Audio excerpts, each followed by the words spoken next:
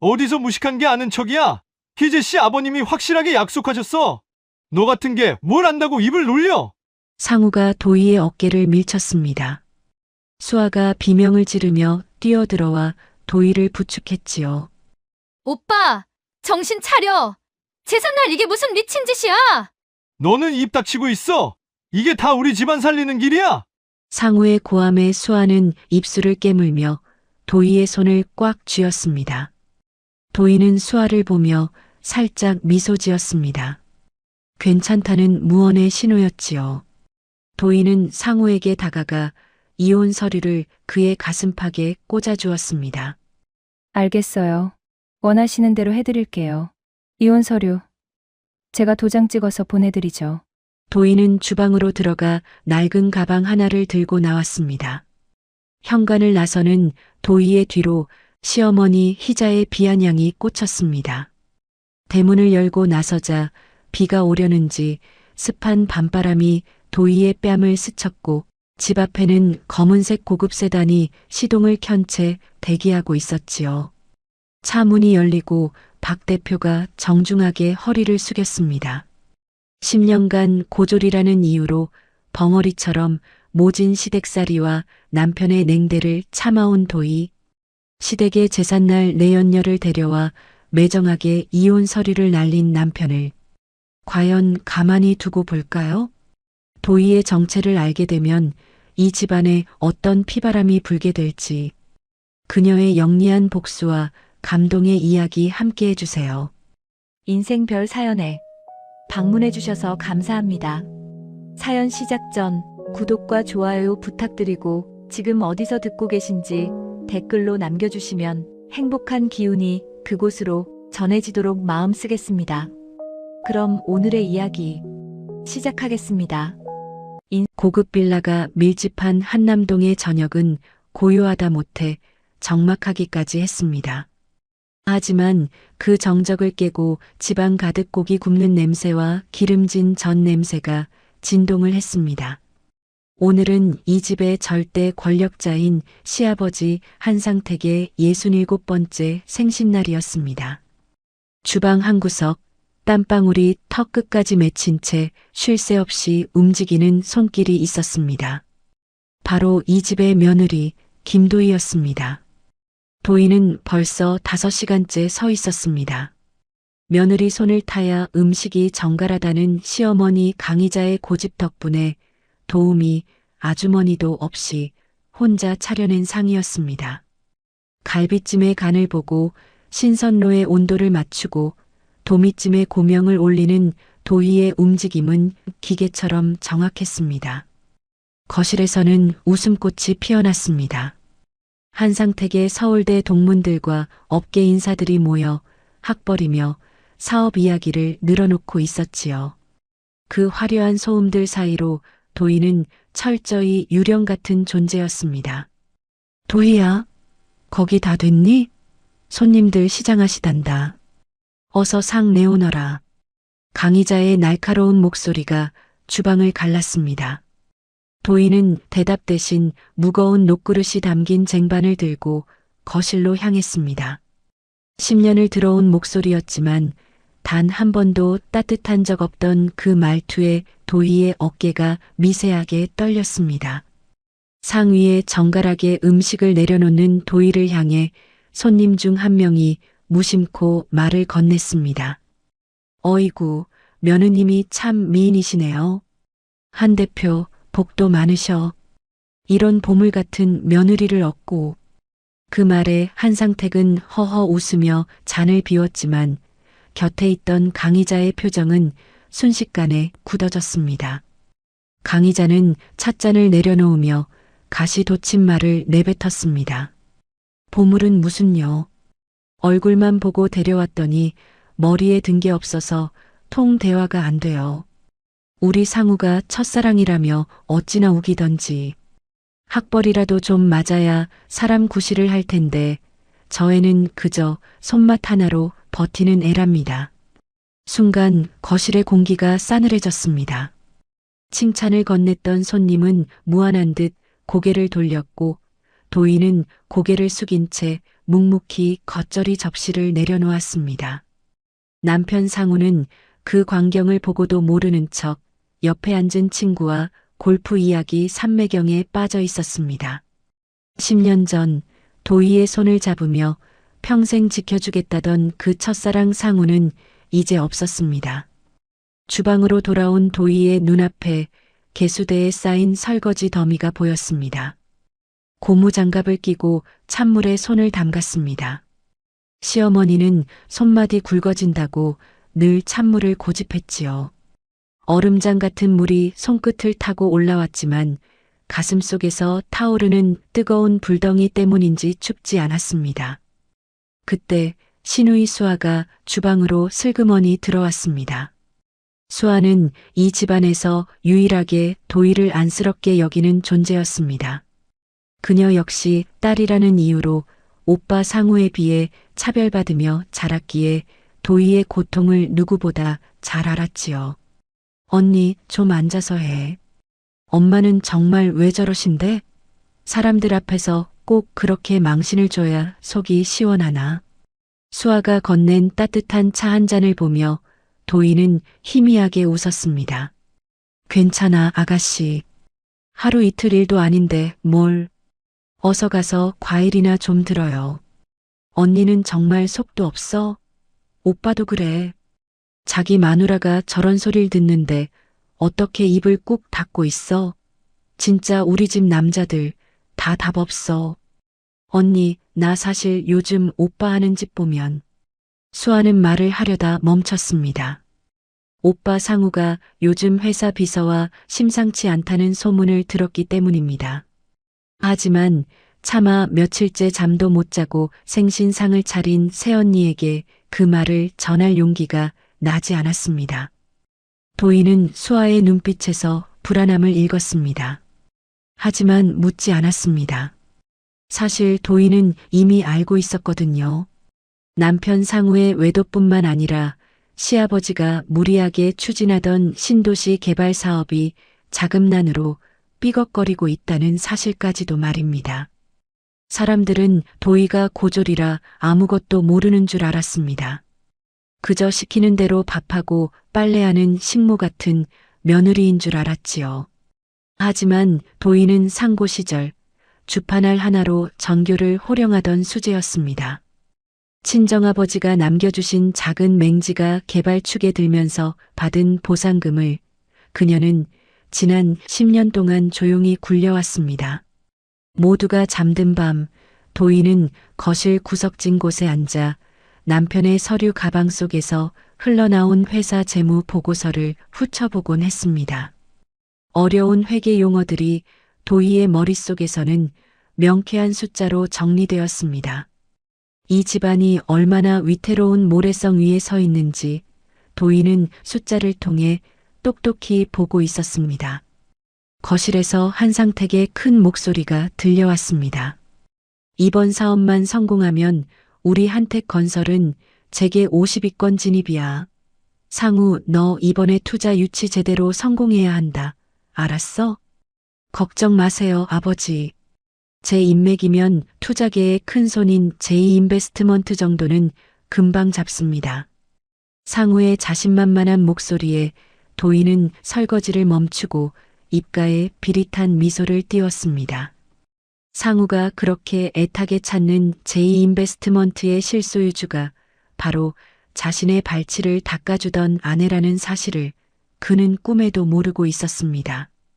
생신 잔치가 끝나고 손님들이 돌아가자 강희자는 소파에 깊숙이 몸을 묻으며 도희를 불렀습니다. 야, 김도희. 너 아까 도미찜 간이 좀 짜더라. 명색이 종갓집 며느리라는 게 그 정도밖에 못하니? 너 친정에서 교육을 어떻게 받았길래 그 모양이야? 도희는 아무 말 없이 바닥에 떨어진 술병과 안주 찌꺼기들을 치웠습니다. 강희자는 그런 도희의 등을 보며 혀를 찼습니다. 쯧쯧, 저 곰 같은 년. 대답이라도 좀 해봐라. 너는 어째 10년을 살아도 애 하나를 못 들어서니? 우리 상우 팔자가 기구하지. 어디서 저런 물건이 들어와서 집안 기운을 다 깎아먹는지 몰라. 도희의 손이 움찔했습니다. 아이 이야기는 도희의 가장 깊은 상처였습니다. 사실 아이가 생기지 않은 건 도희의 탓이 아니라 남편 상우의 건강 문제였지만 상우는 그 사실조차 도희의 탓으로 돌리며 검사 결과지를 조작했었지요. 도희는 그 거짓말마저 사랑이라는 이름으로 덮어주었습니다. 하지만 이제 그 덮어주었던 것들이 독이 되어 돌아오고 있었습니다. 상우가 비틀거리며 방으로 들어왔습니다. 술 냄새가 진동을 했지요. 도희가 상우의 겉옷을 받아주려 다가가자 상우는 신경질적으로 도희의 손을 뿌리쳤습니다. 됐어, 만지지 마. 너한테선 맨날 음식 냄새, 기름 냄새밖에 안 나. 역겨워 죽겠다고. 상우의 눈에는 더 이상 첫사랑의 애틋함 따위는 없었습니다. 오직 귀찮음과 혐오만이 가득했지요. 상우는 침대에 대자로 뻗으며 중얼거렸습니다. 나 이혼할 거야. 내 수준에 맞는 여자 만날 거라고. 너처럼 아무것도 모르는 바보랑 살기엔 내 인생이 너무 아까워. 그 말을 내뱉고 상우는 코를 골며 잠들었습니다. 도희는 어둠 속에서 상우의 얼굴을 가만히 내려다보았습니다.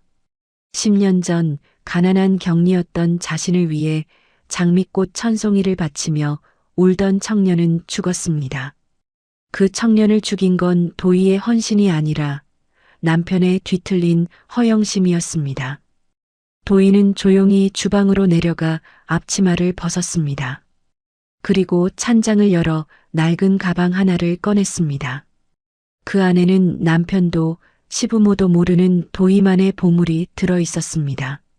바로 지난 10년간 기록해온 이 집안의 이중장부 사본과 상우의 횡령 증거들, 그리고 도희가 투자한 땅들의 등기부 등본이었습니다. 도희는 거실 창밖의 어둠을 응시했습니다. 저 멀리 화려한 도심의 불빛들이 반짝이고 있었습니다. 어머님, 아버님, 그리고 상우 씨, 당신들이 나를 벙어리 식모로 부리며 비웃는 동안 나는 당신들의 목줄을 조일밧줄을 꼬고 있었어요. 도희의 눈빛이 서늘하게 빛났습니다. 식모의 침묵은 무지함이 아니었습니다. 그것은 완벽한 사냥을 위한 기다림이었습니다. 이제 곧 제사가 다가옵니다. 할아버지의 제삿날, 도희는 이 지옥 같은 연극을 끝내기로 결심했습니다. 그녀는 주머니에서 핸드폰을 꺼내 누군가에게 짧은 메시지를 보냈습니다. 준비하세요. 다음 주 제삿날입니다. 메시지를 보낸 도희는 다시 고요한 식모의 모습으로 돌아가 거실에 흩어진 술잔들을 하나하나 정성스럽게 닦기 시작했습니다. 10년의 침묵이 끝날 시간이 머지 않았습니다. 사람들은 흔히 숫자는 차갑고 딱딱하다고 말합니다. 하지만 도희에게 숫자는 세상 그 무엇보다 정직하고 따뜻한 언어였어요. 19, 꽃다운 나이에 상고 교복을 입고 주파나를 튕길 때부터 도희는 알고 있었습니다. 들어오는 돈과 나가는 돈, 그 사이에 간극을 메우는 건 사람의 감정이 아니라 치밀한 계산이라는 것을 말이지요. 전교 1등을 놓친 적 없던 도희는 졸업과 동시에 중소기업 격리직으로 취직했습니다. 그리고 그곳에서 운명처럼 상우를 만났습니다. 당시 한택 건설의 과장이었던 상우는 거래처 격리였던 도희를 보고 첫눈에 반한 척 매일같이 장미꽃을 들고 찾아왔습니다. 명문대를 나오고 앞날이 창창한 부잣집 아들이 고졸 격리인 자신에게 수뇌보를 바칠 때 도희는 그것이 신데렐라 이야기의 시작인 줄로만 알았습니다. 도희 씨, 나는 당신의 학벌이나 집안 같은 건 상관없어요. 그 맑은 눈망울과 성실함, 그거면 충분합니다. 내가 평생 당신의 든든한 울타리가 되어줄게요. 상우의 목소리는 달콤한 설탕물 같았습니다. 도희는 그 울타리가 사실은 자신을 가둘 감옥이 될 줄은 꿈에도 모른 채 그를 위해 인생을 걸기로 결심했지요. 결혼을 반대하는 시댁 어른들 앞에 무릎을 꿇고 평생 그림자처럼 살겠다고 맹세했던 것도 자신을 선택해준 상우에 대한 고마움 때문이었습니다. 하지만 결혼 생활은 도희의 생각과 전혀 달랐습니다. 시댁은 도희를 가족이 아닌 급여를 주지 않아도 되는 고급 식모쯤으로 여겼습니다. 야, 너는 상고 나와서 산수밖에 할 줄 모르는 애가 무슨 말이 그렇게 많니? 상우가 너 같은 애랑 살아주는 걸 감사하게 생각하고 입 닫고 살아. 시어머니 강희자의 모욕은 일상이었습니다. 그럴 때마다 도희는 주방 구석에서 남몰래 눈물을 훔치며 마음을 다잡았습니다. 하지만 도희는 울고만 있는 바보가 아니었습니다. 그녀의 가슴 속에는 아버지가 유산으로 남겨준 누구도 거들떠보지 않던 경기도 외곽에 작은 맹지한 필지가 있었거든요. 길도 없는 쓸모없는 땅이라며 시댁 식구들이 비웃으며 잊어버린 그 땅이 도희에게는 새로운 인생을 일굴 씨앗이 되었습니다. 도희는 시댁 식구들이 잠든 새벽이면 거실 스탠드 하나만 켠 채 신문을 읽고 경제 흐름을 파악했습니다. 아버지가 물려준 땅 주변에 대규모 물류단지가 들어선다는 정보를 입수한 건 결혼 3년 차 되던 해였지요. 도희는 그 땅을 담보로 대출을 받아 과감하게 투자하기 시작했습니다. 남들이 명품 가방을 사고 맛집을 찾아다닐 때 도희는 장바구니 물가를 아껴가며 종잣돈을 모으고 시장의 흐름을 읽었습니다. 도희야, 너 가계부 쓰고 있니? 콩나물값 100원 아껴서 언제 집 살래? 너는 참 미련하기도 하다. 강희자가 지나가며 툭 던진 비아냥에 도희는 그저 힘없이 웃어 보였습니다. 하지만 도희의 가계부 뒷장에는 복잡한 기업 가치 평가와 투자 수익률이 빼곡히 적혀 있었습니다. 시어머니가 버린 낡은 태블릿 PC를 수리해 세상의 정보를 빨아들였고 대역으로 내세운 전문 경영인 박 대표를 통해 DH 인베스트먼트라는 투자사를 설립했습니다. 그 과정은 결코 쉽지 않았습니다. 낮에는 시어머니의 온갖 수발을 들고 밤에는 수십억 단위의 돈을 움직이는 회장으로 변신하는 이중생활. 도희는 지칠 때마다 남편 상우를 떠올렸습니다. 그래도 내 남편이니까 내가 능력을 키워두면 나중에 상우 씨에게 힘이 되어줄 수 있겠지. 그런 순진한 믿음이 도희를 지탱하는 힘이었습니다.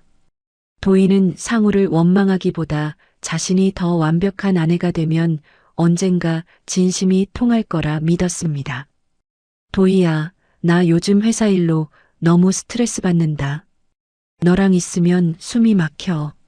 너는 왜 이렇게 무식하니? 뉴스도 좀 보고 세상 돌아가는 것 좀 알아야 나랑 말이 통할 거 아냐.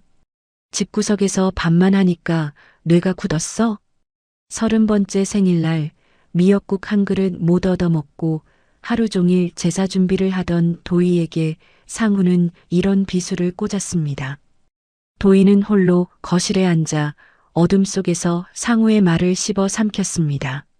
10년 전 자신의 맑은 눈망울이 좋다던 그 남자는 어디로 갔을까요? 하지만 도희는 무너지지 않았습니다. 오히려 그럴수록 더욱 집요하게 숫자에 매달렸습니다. 도희가 움직이는 자금은 어느새 500억이라는 거대한 산이 되었습니다.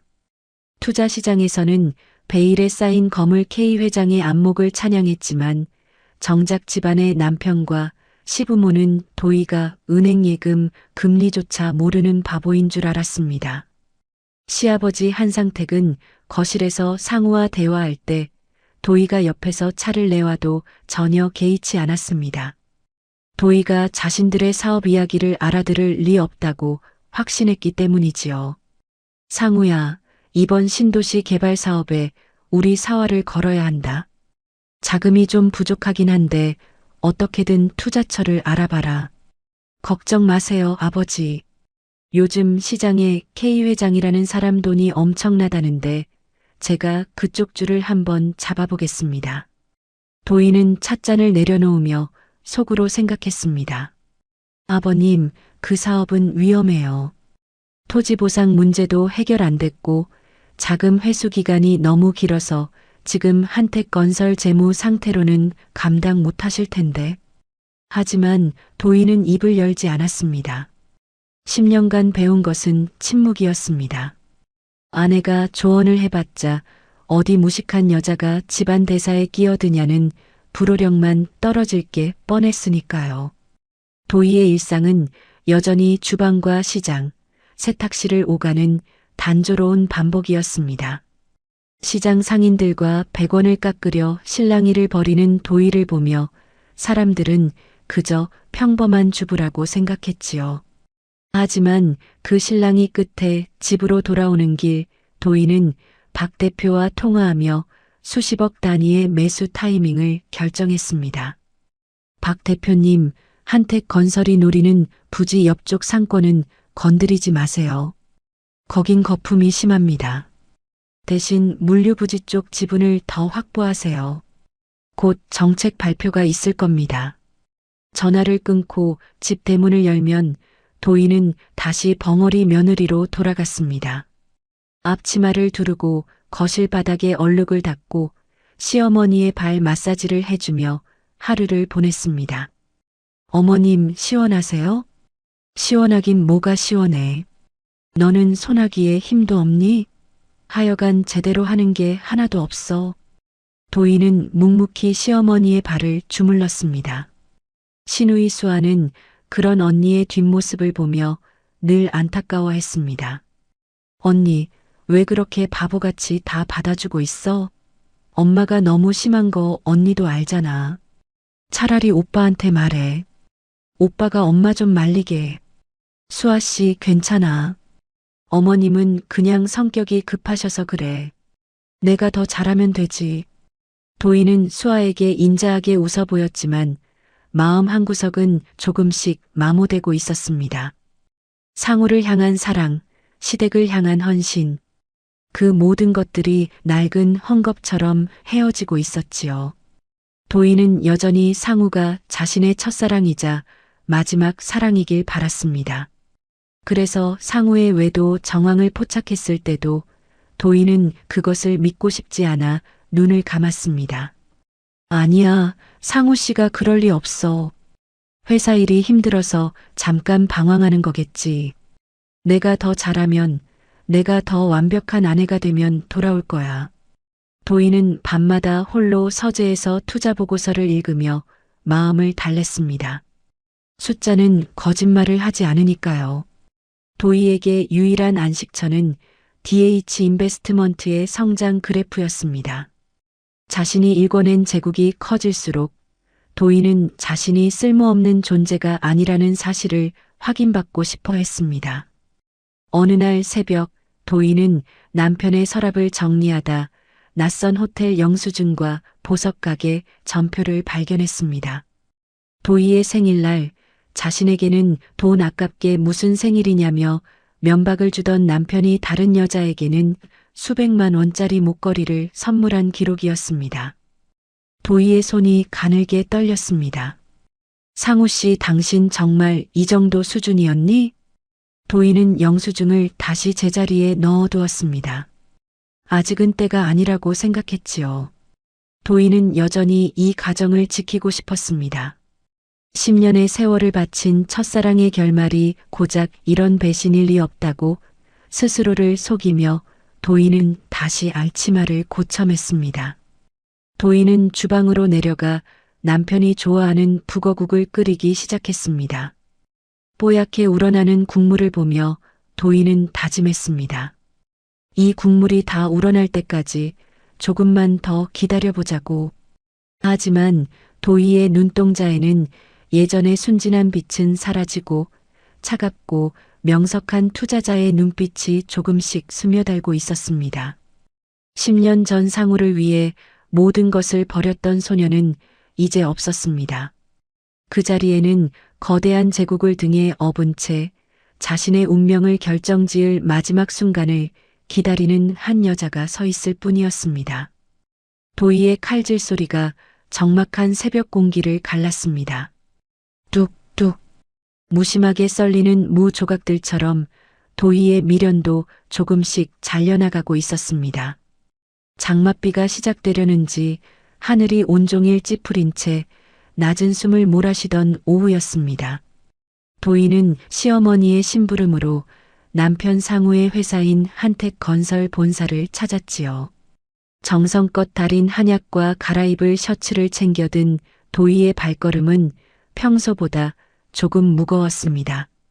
최근 들어 부쩍 외박이 잦아진 남편의 얼굴을 마주하는 것이 못내 두려웠기 때문입니다. 부사장실이 있는 12층 복도는 적막했습니다. 비서실에도 아무도 없었기에 도희는 조심스레 남편의 방문을 밀었지요. 하지만 문틈 사이로 흘러나온 목소리에 도희는 그대로 얼어붙고 말았습니다. 상우 씨, 정말 그 여자랑 언제까지 살 거야? 나 너무 힘들단 말이야. 애교 섞인 콧소리의 주인공은 남편의 비서였습니다. 도희는 숨을 멈췄습니다. 이내 들려온 남편의 목소리는 도희의 심장을 날카로운 얼음 송곳으로 찌르는 듯 했지요. 조금만 참아. 나라고 좋아서 같이 사는 줄 알아? 10년 전엔 그저 얼굴 좀 예쁘고 고분고분해서 데리고 살만하겠다 싶었는데 이젠 진저리가 나. 고졸이라 아는 것도 없고 뉴스 한 줄 안 보는 여자랑 무슨 대화가 통하겠어? 너처럼 똑똑하고 말이 통하는 여자가 내 옆에 있어야 하는데 말이야. 남편의 웃음소리가 문틈을 넘어 도희의 뺨을 때렸습니다. 도희는 들고 있던 보따리를 꽉 쥐었지요. 손가락 마디가 하얗게 변하고 손톱이 손바닥을 파고들었지만 도희는 비명조차 지를 수 없었습니다. 10년의 헌신이 진절이라는 세 글자로 요약되는 순간이었습니다. 그래도 사모님인데 미안하지도 않아?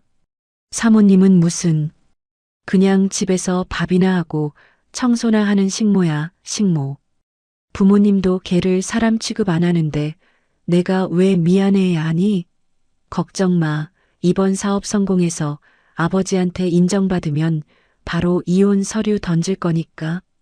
도희는 천천히 뒤로 물러났습니다. 눈물이 쏟아질 것 같았지만 이상하게도 눈가는 바싹 말라 있었지요.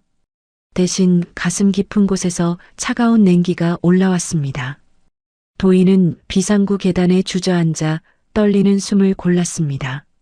슬픔보다 더 큰 것은 자신이 그토록 지키려 했던 첫사랑의 실체가 이토록 추악한 허상이었다는 사실에 대한 허망함이었어요.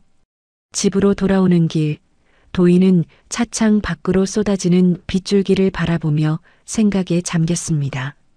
상우 씨, 당신이 말한 그 무식한 여자가 당신 인생을 어떻게 지탱하고 있었는지 곧 알게 될 거야. 저녁 무렵 시아버지가 거실에서 심각한 표정으로 전화기를 붙잡고 있었습니다. 도희는 물을 가져다 주는 척하며 그의 곁을 맴돌았지요. 시아버지의 목소리에는 초조함이 역력했습니다. 뭐라고? 은행에서 연장이 안 된다고? 아니, 신도시 부지 보상이 코앞인데 그게 무슨 소리야? 시아버지는 전화기를 내던지며 머리를 감싸쥐었습니다. 옆에서 과일을 깎던 시어머니가 놀라 물었지요. 여보, 무슨 일이에요? 한택 건설이 부도라도 난다는 거예요? 사업이 너무 커졌어. 제2금융권 이자만 해도 한 달에 수십억인데 믿었던 투자사가 발을 뺐단 말이야. 이대로라면 다음 달 어음 못 막아. 남편이 술에 취해 들어온 것도 그때였습니다. 남편은 부모님의 험악한 분위기를 살피더니 큰 소리를 쳤지요. 아버지, 걱정 마세요. 제가 아는 인맥 다 동원하고 있습니다. 투자계의 전설이라는 K 회장만 잡으면 한 방에 해결됩니다. 그 사람 돈이 썩어난대요. 도희는 묵묵히 사과를 깎아 접시에 담았습니다. 남편이 찾는 그 K 회장이 지금 자신의 발치에서 사과 껍질을 치우고 있다는 사실을 이 거만한 남자들은 상상조차 못하겠지요. 도희는 속으로 한택건설의 재무 상태를 계산해 보았습니다. 부채 비율 400%, 유동성 위기.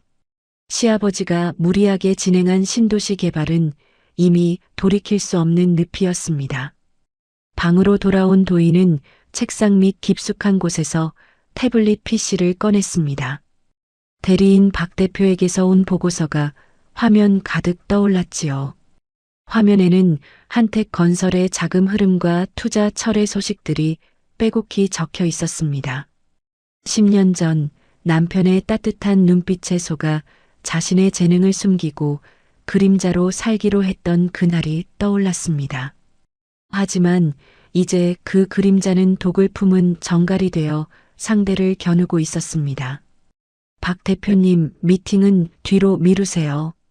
한택건설 주식을 야금야금 사모으세요. 대주주 지분율이 낮아지는 시점을 정확히 잡아야 합니다. 아, 그리고 상호 씨 불륜 증거물들 하나도 빠짐없이 백업해 두세요.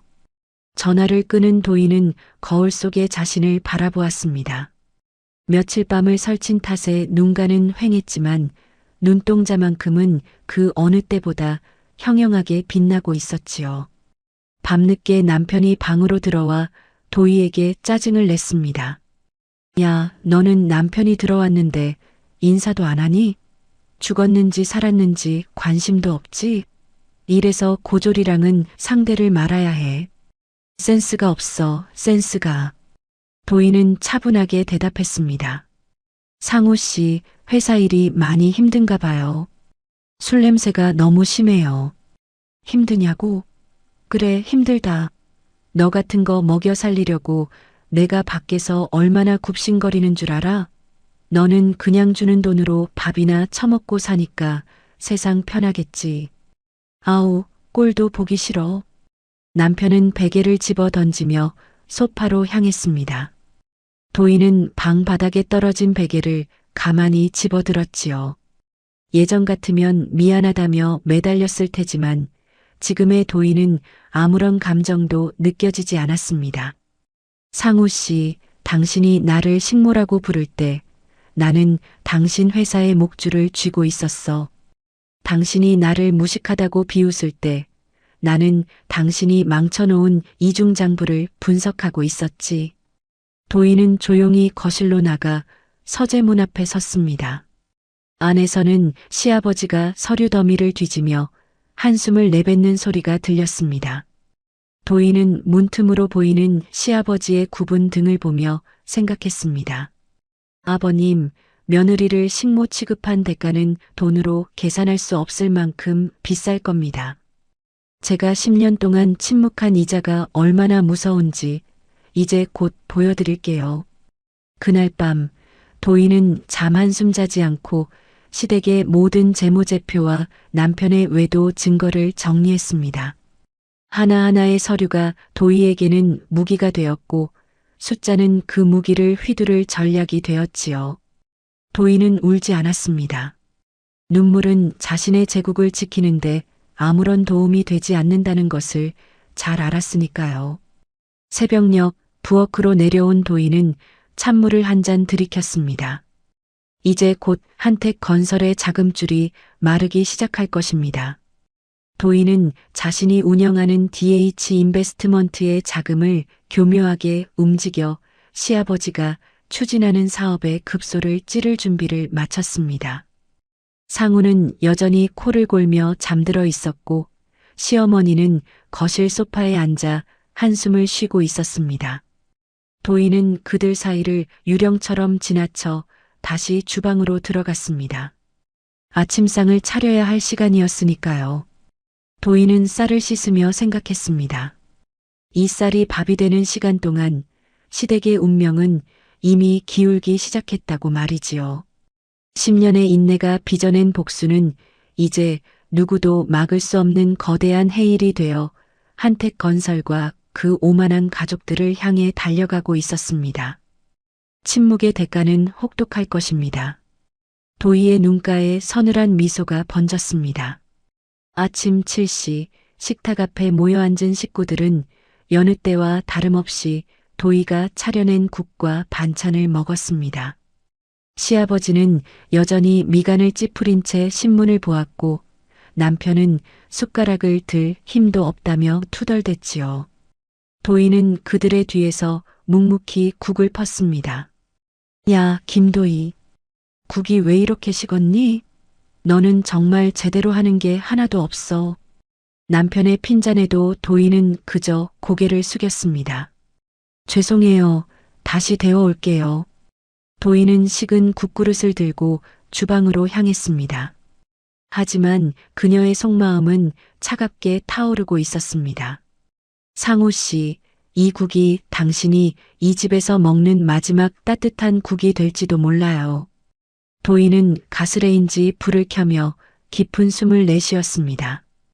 균열은 시작되었고 이제 무너지는 일만 남았습니다.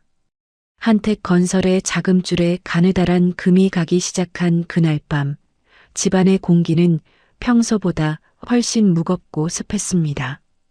시아버지는 서재에 틀어박혀 연신 줄담배를 피워댔고 남편은 밖에서 어떤 술자리를 벌이는지 자정이 넘도록 소식이 없었지요.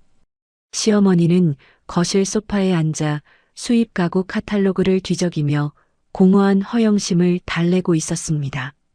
모두가 각자의 욕심과 불안에 눈이 멀어 있을 때 도희는 조용히 숨을 죽이며 자신의 방으로 숨어들었습니다. 도희의 방 한구석, 낡은 고가구 아래 비밀스럽게 숨겨둔 노트북이 빛을 발했습니다. 화면 가득 쏟아지는 것은 일반인이라면 눈이 휘둥그레질 복잡한 도표와 실시간으로 요동치는 거래 데이터들이었지요. 도희의 손가락은 건반 위를 유영하는 피아니스트처럼 부드럽고도 정확하게 자판을 두드렸습니다. 한택 건설의 이중 장부와 실제 현금 흐름을 대조하며 그녀는 시아버지가 필사적으로 숨기려 했던 치명적인 회계 부실을 하나하나 정리해 나갔습니다. 그때였습니다. 닫힌 문 너머로 아주 작은 인기척이 들렸습니다. 도희는 반사적으로 화면을 끄려 했지만 문이 열리는 속도가 조금 더 빨랐습니다.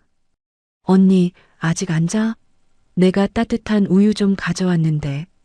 방 안으로 들어온 것은 신우이 수아였습니다. 수아의 시선은 도희의 당황한 눈빛을 지나 책상 위에 놓인 노트북 화면에 꽂혔습니다. 화면에는 도희가 정리 중이던 한택 건설 자금 운용 현황 및 부실 채권 분석이라는 제목이 선명하게 떠 있었지요. 수아의 눈동자가 크게 흔들렸습니다. 언니, 이게 다 뭐야? 이 복잡한 숫자들, 언니가 보고 있던 거야? 한택 건설 재무제표가 왜 언니 컴퓨터에 있어? 수아의 목소리는 떨리고 있었습니다. 도희는 잠시 숨을 고르며 수아를 응시했습니다. 늘 주방에서 앞치마를 두르고 굽신거리던 며느리 김도희의 눈빛이 순식간에 차갑고 예리하게 변했습니다. 도희는 화면을 끄지 않은 채 의자를 돌려 수아를 똑바로 쳐다보았지요. 아가씨, 본의 아니게 들켜버렸네요. 놀라게 해서 미안해요. 수아는 쟁반을 책상 위에 내려놓으며 도희의 곁으로 다가왔습니다. 수아 역시 유학파 출신으로 경영학을 전공했기에 화면에 떠 있는 문서의 가치를 단번에 알아볼 수 있었지요. 언니, 이건 단순한 정리가 아니잖아. 전문가가 아니면 손댈 수 없는 분석이야. 게다가 이 밑에 적힌 투자사 이름, DH 인베스트먼트 설마 언니가 여기랑 관계가 있는 거야? 도희는 얇은 입술을 살짝 올리며 희미하게 미소 지었습니다. 10년간 숨겨온 비밀의 빗장을 푸는 순간이었지만 도희의 마음은 이상하리만큼 평온했습니다. 맞아요. 아가씨가 생각하는 거 DH 인베스트먼트 그거 내 회사예요. 사람들이 그렇게 찾고 싶어하는 K 회장이 나라고 하면 믿겠어요? 수아는 마치 뒤통수를 세게 엇맞은 듯 멍한 표정으로 도희를 바라보았습니다. 10년 동안 무식하다며 구박받고 식모처럼 집안일을 도맡아 하던 새언니가 사실은 제게를 떠들썩하게 만드는 투자 거물이었다니. 수아는 다리에 힘이 풀린 듯 도희의 침대 끝에 걸터 앉았습니다. 세상에 오빠랑 엄마 아빠가 언니한테 어떻게 대했는지 내가 다 아는데 언니는 왜 그런 취급을 받으면서도 가만히 있었던 거야? 그 대단한 능력을 가지고 왜 이 집구석에서 썩고 있었느냐고. 수아의 물음에는 원망과 연민이 동시에 섞여 있었습니다. 도희는 수아의 손을 가만히 잡았습니다. 차가운 도희의 손끝이 수아의 온기에 닿았습니다. 처음엔 사랑이라고 믿었어요. 상우 씨가 나를 구원해 준 줄 알았으니까. 하지만 살다 보니 알겠더라고요. 이 집안 남자들에게 여자는 부속품이거나 장식품일 뿐이라는 걸요. 아가씨도 알잖아요. 아버님이 아가씨를 어떻게 생각하시는지. 아들인 상우 씨에게는 부사장 자리를 내주면서 유학까지 다녀온 아가씨에게는 결혼해서 집안의 보탬이나 되라고 하시잖아요. 수아의 눈시울이 붉어졌습니다. 딸이라는 이유로 모든 기회에서 배제되고 오빠의 실수까지 뒤집었어야 했던 서러운 세월이 주마등처럼 스쳐 지나갔습니다.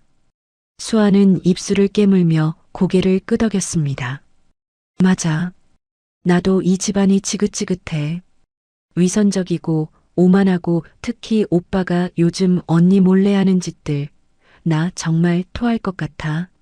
아가씨, 이제 선택해야 해요. 이 집안은 곧 무너질 거예요. 아버님의 무리한 사업 확장이 독이 되어 돌아오고 있거든요. 상우 씨는 그걸 해결할 능력이 없어요. 아니, 오히려 자멸을 부추기고 있죠. 도희의 어조는 낮았지만 확신에 차 있었습니다. 그녀는 화면 속의 그래프 하나를 가리켰습니다.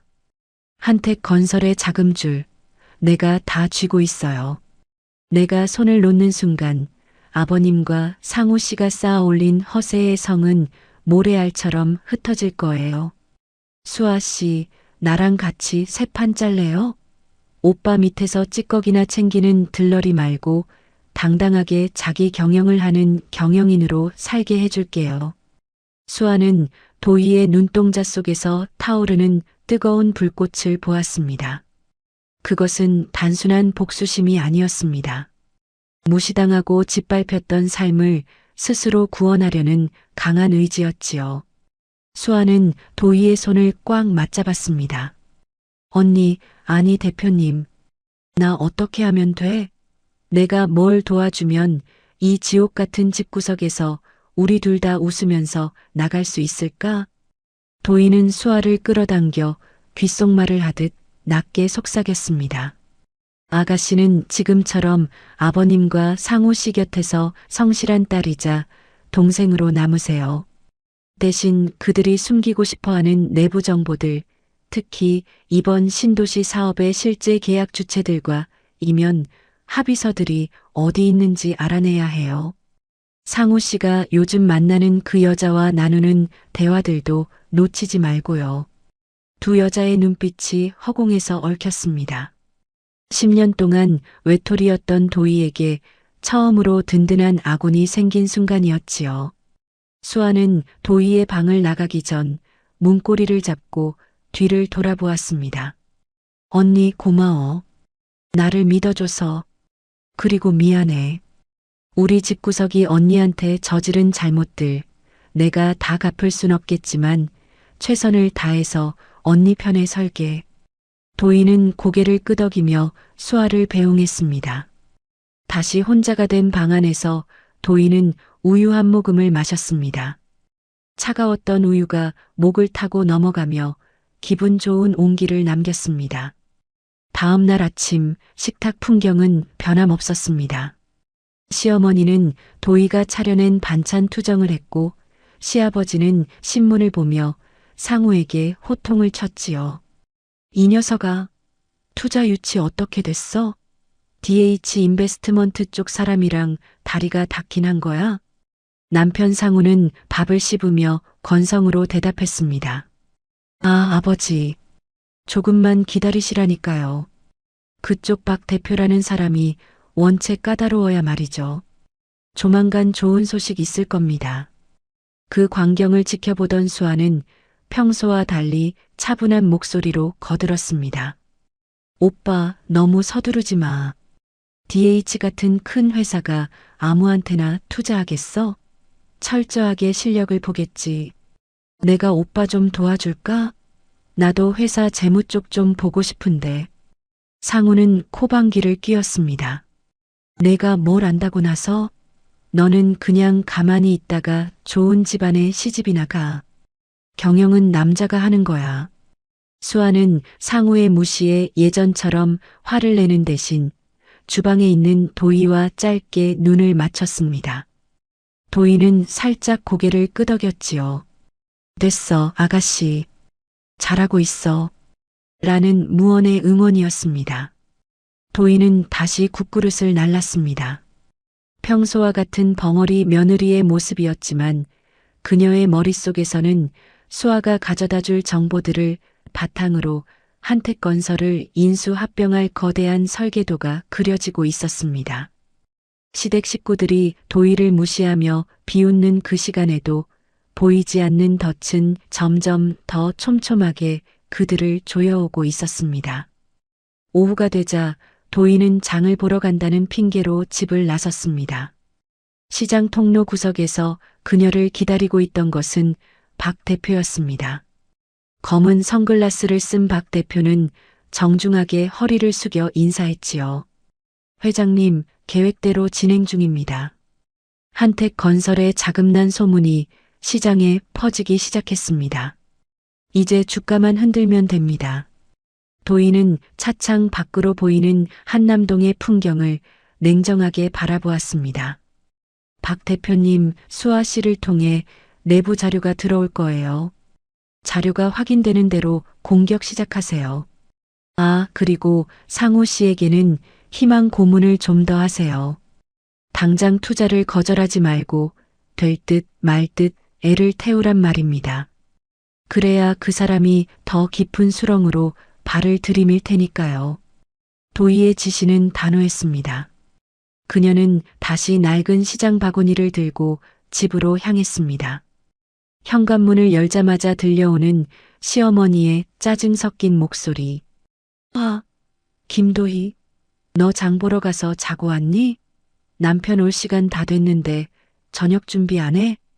도희는 고분고분하게 대답했습니다. 죄송해요, 어머님. 사람이 많아서 좀 늦었네요. 얼른 준비할게요. 도희는 앞치마를 매며 주방으로 들어갔습니다. 하지만 그녀의 주머니 속 핸드폰에는 수아가 보낸 짧은 메시지가 도착해 있었습니다. 오빠 금고 비밀번호 알아냈어. 밤에 서재로 와. 도희의 입가에 핀 미소는 새벽 안개처럼 고요하면서도 차가웠습니다. 이제 두 여자의 반란은 멈출 수 없는 기차가 되어 폭주하기 시작했습니다. 침묵하던 며느리와 소외당하던 딸. 가장 약한 고리라고 믿었던 두 사람이 합작하여 거대한 허영의 성을 무너뜨릴 시간이 성큼 다가오고 있었습니다. 한 가문의 뿌리를 확인한다는 할아버지의 제삿날은 이 집안에서 국가 행사보다 더 엄격하고 무거웠습니다. 도희는 일주일 전부터 장을 봐두었고 제삿날 당일에는 새벽 4시부터 주방불을 밝혔지요. 거실에서는 시아버지가 문중 어른들을 맞이하며 족보 이야기를 늘어놓느라 여념이 없었습니다. 주방 한 구석, 도희는 기름 냄새와 뜨거운 김에 갇혀 쉴 새 없이 움직였습니다.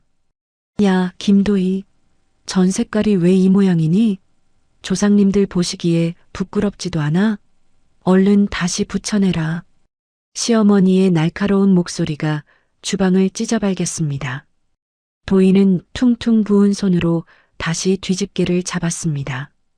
20첩이 넘는 제사상을 오직 혼자서 차려내는 동안 도희의 앞치마는 이미 땀과 기름기로 얼룩져 있었지요. 그때 주방으로 슬그머니 들어온 수아가 도희의 곁에 섰습니다. 언니, 오빠 아까부터 전화기 붙잡고 입이 귀에 걸렸어. 아빠도 뭔가 알고 있는 눈치고 오늘 제사만 지내는 게 아닌 것 같아. 조심해.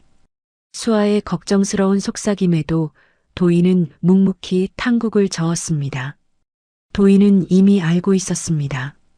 상우가 자신의 비서이자 재력가 집안의 딸인 희재를 이 집안의 구제주로 점찍었다는 것을요. 저녁 8시 마침내 병풍이 세워지고 향 연기가 피어올랐습니다. 문중 어른들이 자리를 잡고 앉아 엄숙한 분위기가 감돌 때였습니다. 현관문이 열리며 상우가 들어왔습니다. 그런데 그의 곁에는 제사 분위기와는 전혀 어울리지 않는 짧고 화려한 원피스 차림의 여자가 팔짱을 낀 채 서 있었습니다. 바로 비서 희재였지요. 상우야, 이게 무슨 무례한 짓이냐? 제사 지내는데 누굴 데려온 거야? 시아버지가 짐짓 엄한 목소리로 물었지만 그의 눈은 이미 희재를 반갑게 훑고 있었습니다. 상우는 기다렸다는 듯 희재의 손을 잡고 제사상 앞으로 걸어왔습니다. 아버지, 정식으로 소개할게요. 제 비서이자 이번 신도시 사업에 큰 자금을 보태주기로 하신 서 회장님 댁 따님 희재 씨입니다. 조상님께 인사드리고 싶다고 해서 특별히 모셔왔어요. 비서라는 직함 뒤에 붙은 회장님 댁 따님이라는 수식어에 거실에 모인 사람들의 눈빛이 변했습니다. 도희는 제사상 옆에서 절갑 봉투를 챙기다 그 광경을 멍하니 바라보았습니다. 희재는 도희와 눈이 마주치자 비릿한 미소를 지으며 향을 집어들었지요. 사모님, 제가 대신 인사드려도 되죠? 어차피 이 집안 살릴 사람은 저니까요. 희재는 도희가 하루 종일 땀 흘려 차린 제사상 앞에 당당히 서서 절을 올렸습니다. 문중 어른들은 수군거렸지만 시어머니는 오히려 희재의 옷매무새를 만져주며 환대했습니다. 절을 마친 상우가 주머니에서 종이 뭉치를 꺼내 도희의 얼굴을 향해 던졌습니다. 야, 김도희. 이거 봐라. 이혼 서류야. 너도 이제 내 분수를 알아야지. 희재 씨네 집안에서 우리 한택 건설에 투자해주기로 하셨어. 너처럼 무식하게 반만하는 여자랑 살아서는 우리 집안 미래가 없단 말이다. 시아버지는 헛기침을 한 번 하더니 냉정하게 거들었습니다. 도혜, 너도 들었지? 희재 씨 집안 덕에 우리 회사가 숨통을 트게 됐다. 상우가 능력을 발휘하려면 그에 맞는 짝이 필요한 법이야. 10년 동안 고생한 건 알겠다만 이제 그만 물러나거라. 시어머니는 도희의 앞치마를 낚아채듯 끌어당기며 독설을 퍼부었습니다. 애도 못 낳는 주제에 어디서 감히 버텨? 희재 씨는 젊고 똑똑해서 우리 상우한테 딱이다. 이 집도 상우 명이니까 넌 몸만 나가. 아, 내가 그동안 축낸 쌀값이면 위자료는 충분하지? 도희는 바닥에 흩어진 이혼 서류들을 내려다보았습니다. 10년의 세월이 고작 종이 몇 장으로 부정당하는 순간이었습니다. 상우는 희재의 허리를 감싸 안으며 도희를 조롱했습니다. 너는 고졸이라 투자니 사업이니 말해도 모르지? 희재 씨 아버님이 주시는 돈이면 우리 집안은 다시 일어선다. 넌 그냥 나가서 내 수준에 맞는 식당 일이나 알아봐. 희재는 상우의 품에 안겨 도희를 비웃었습니다. 사모님, 그동안 고생 많으셨어요. 이제 이 집 안방은 제가 맡을 테니까 걱정 말고 나가세요. 아, 저는 좀 짜더라고요. 다음부턴간 좀 잘 맞추세요. 도희의 가슴 밑바닥에서 뜨거운 무언가가 치밀어 올랐습니다. 슬픔이 아니라 10년을 버틴 스스로에 대한 환멸과 저들을 향한 싸늘한 분노였습니다. 도희는 천천히 허리를 숙여 이혼 서류를 집어들었습니다. 그리고 고개를 들어 상우를 똑바로 응시했습니다. 상우 씨, 정말 이 여자가 당신 집안을 살려줄 거라고 믿어요? 그 투자금이 어디서 나오는지 확인은 해봤냐고. 어디서 무식한 게 아는 척이야. 희재 씨 아버님이 확실하게 약속하셨어. 너 같은 게 뭘 안다고 입을 놀려. 상우가 도희의 어깨를 밀쳤습니다. 수아가 비명을 지르며 뛰어들어와 도희를 부축했지요. 오빠, 정신 차려. 제삿날 이게 무슨 미친 짓이야. 아빠도 엄마도 진짜 너무해. 어떻게 언니한테 이래. 너는 입 닥치고 있어. 이게 다 우리 집안 살리는 길이야. 시아버지의 고함에 수아는 입술을 깨물며 도희의 손을 꽉 쥐었습니다. 도희는 수아를 보며 살짝 미소 지었습니다. 괜찮다는 무언의 신호였지요. 도희는 상우에게 다가가 이혼 서류를 그의 가슴팍에 꽂아 주었습니다. 알겠어요. 원하시는 대로 해드릴게요. 이혼 서류 제가 도장 찍어서 보내드리죠. 대신 상우 씨, 당신이 오늘 벌인 게 뭔지 곧 뼈저리게 느끼게 될 거야. 숫자는 거짓말을 안 하거든. 도희는 거실에 모인 문중 어른들을 향해 정중하게 고개를 숙였습니다. 어른들 모셔놓고 이런 꼴 보여드려 죄송합니다. 제가 차린 마지막 제사 음식이니 맛있게들 드시고 가세요. 도희는 주방으로 들어가 낡은 가방 하나를 들고 나왔어요. 짐은 이미 어제 수아의 도움으로 다 옮겨둔 상태였지요. 현관을 나서는 도희의 뒤로 시어머니의 비아냥이 꽂혔습니다. 가방에 우리 집 물건 챙긴 거 아니니? 너 같은 것들은 손버릇도 나쁘다던데. 도희는 대꾸하지 않고 대문을 열었습니다. 비가 오려는지 습한 밤바람이 도희의 뺨을 스쳤습니다. 집 앞에는 검은색 고급 세단이 시동을 켠 채 대기하고 있었습니다. 차 문이 열리고 박 대표가 정중하게 허리를 숙였습니다. 회장님 나오셨습니까? 준비는 끝났습니다. 도희는 차에 올라타며 차갑게 지시했습니다. 박 대표님, 한택건설의 모든 채권을 즉시 매각하세요. 그리고 희재 씨 집안과 연결된 그 유령 회사의 투자금 회수 절차도 지금 바로 시작하세요.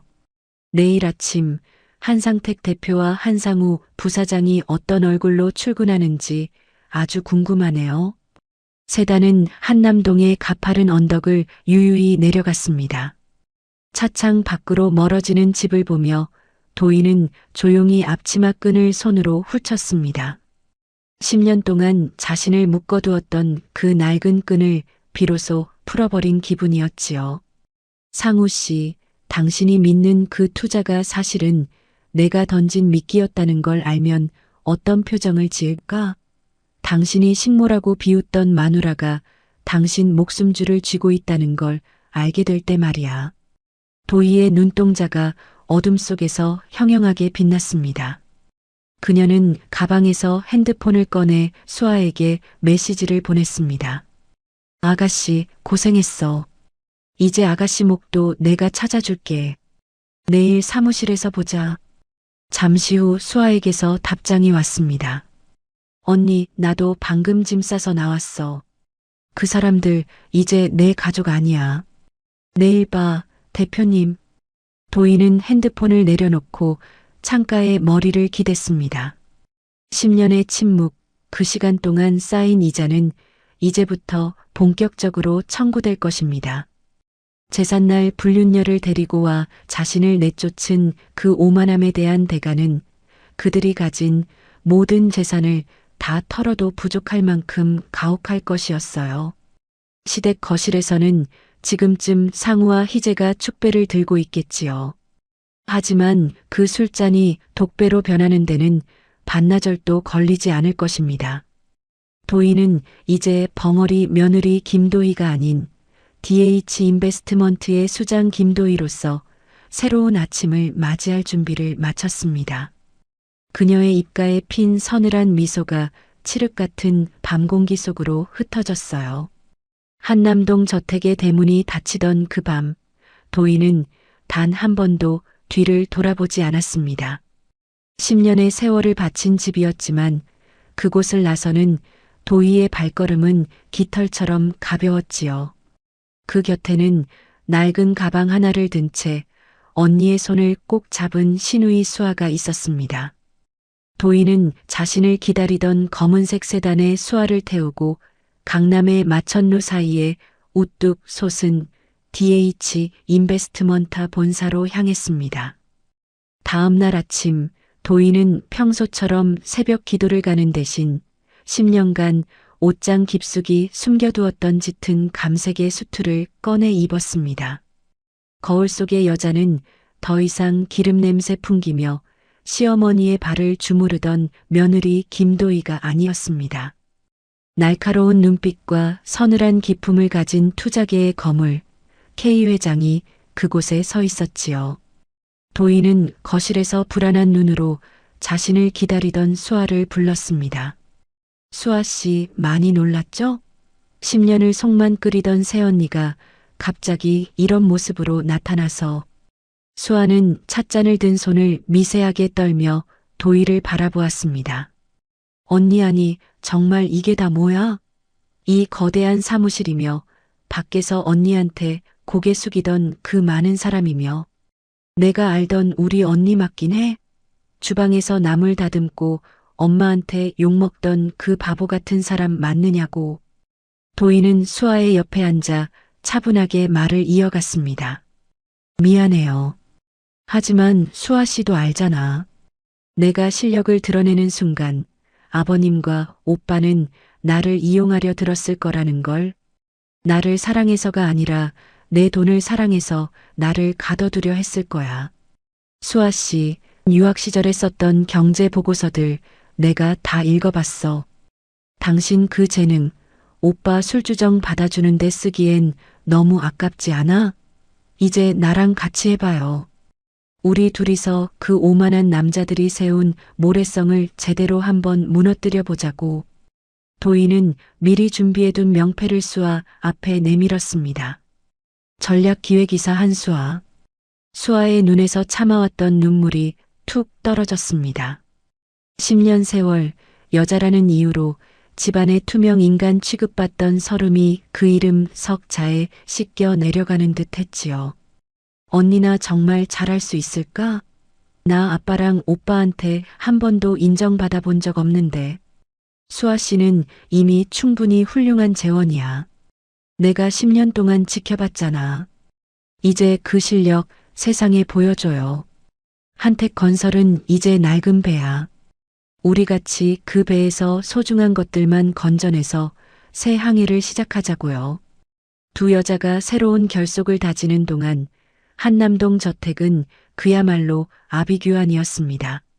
상우는 새벽부터 거실을 미친 듯이 배회하며 핸드폰이 뜨거워지도록 번호를 눌러댔습니다. 이 여자가 미쳤나? 희재야. 서 회장님, 왜 전화를 안 받아? 상우의 입술은 타들어가 하얀 각질이 일어났고 눈은 핏발이 서서 퀭했습니다. 어제 제삿날 희재의 손을 잡고 도희를 내쫓을 때의 기세는 흔적도 없었지요. 사실 비서 희재는 재력가 딸이 아니었습니다. 그녀는 서 회장이라 자칭하는 전문 사기꾼과 공모해 부도 위기의 한택건설을 헐값에 넘겨 수수료를 챙기려던 불나방 같은 여자였지요. 하지만 도희가 시장의 모든 자금을 묶어버리자 사기 계획이 틀어질 것을 직감하고 어젯밤 야반도주를 감행한 것이었습니다. 상우야, 입금 확인됐어? 은행에서 지금 지점장이 직접 온다는데 이거 못 막으면 우리 끝장이야. 시아버지가 뒷목을 잡고 소파에 쓰러져 헐떡였습니다. 아버지, 희재가 그년이 사라졌어요. 집에도 없고 서 회장 사무실은 어제 오늘 아예 폐쇄됐답니다. 우리 사기당한 것 같아요. 그 투자 약속들 다 가짜였다고요.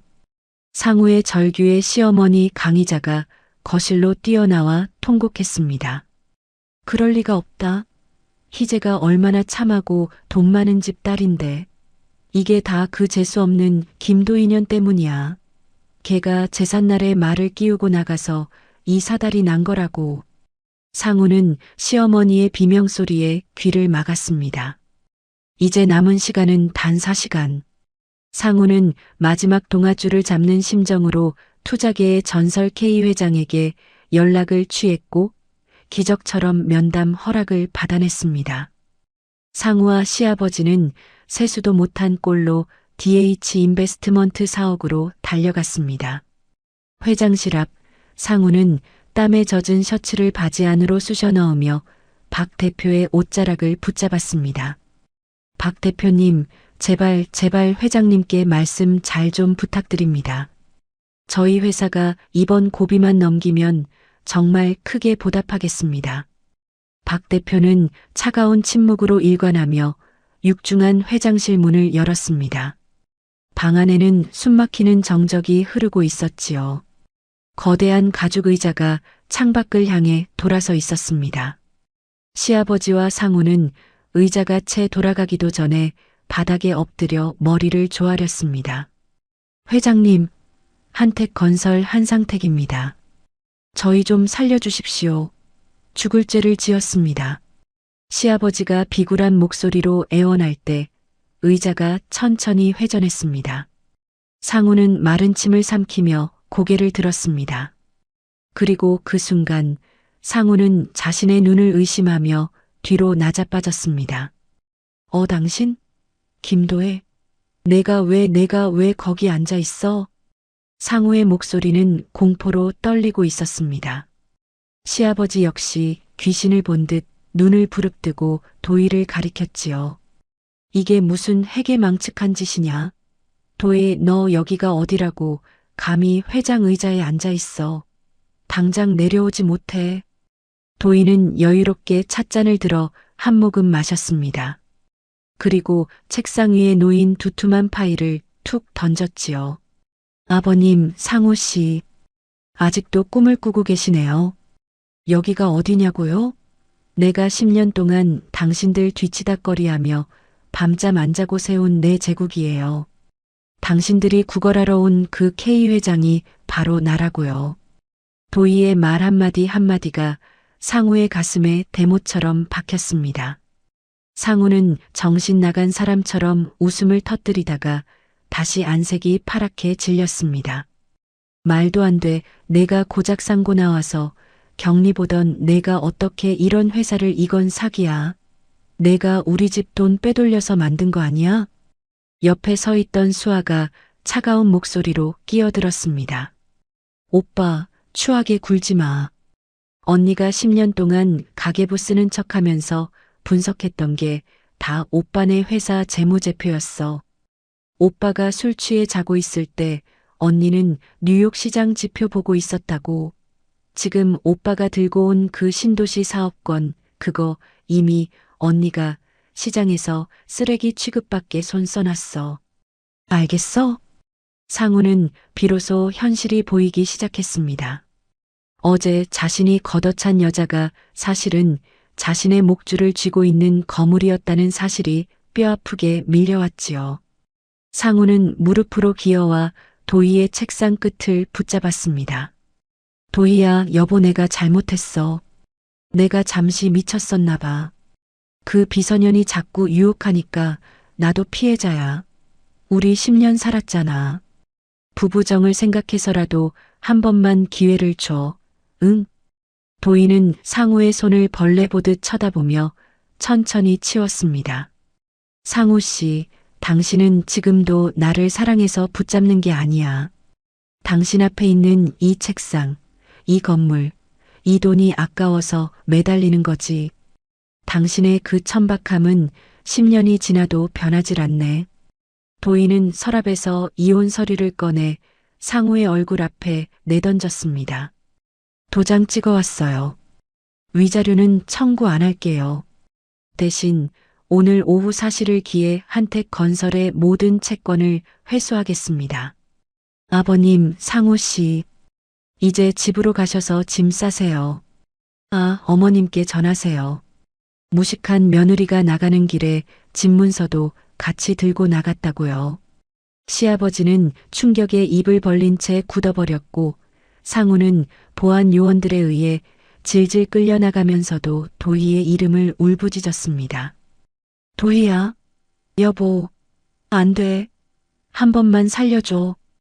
회장실 문이 닫히고 상우의 절규가 복도 끝으로 사라졌습니다. 도희는 비로소 긴 한숨을 내쉬며 창밖에 눈부신 도심을 바라보았습니다. 수아가 도희의 어깨를 감싸 안았지요. 언니, 이제 정말 끝난 거야?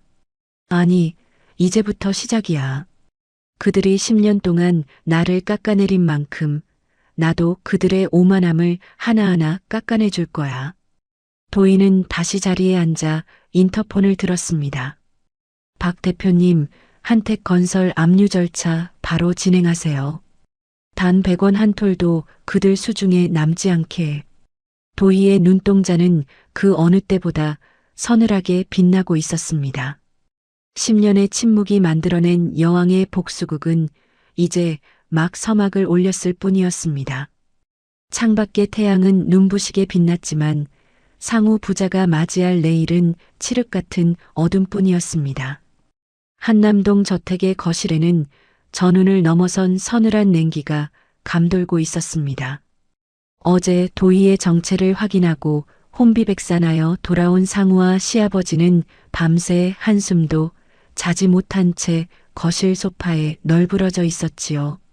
시어머니 강희자는 여전히 현실을 부정하며 거실 바닥을 청소하는 도희의 빈자리를 향해 그년이 사기를 치는 거다.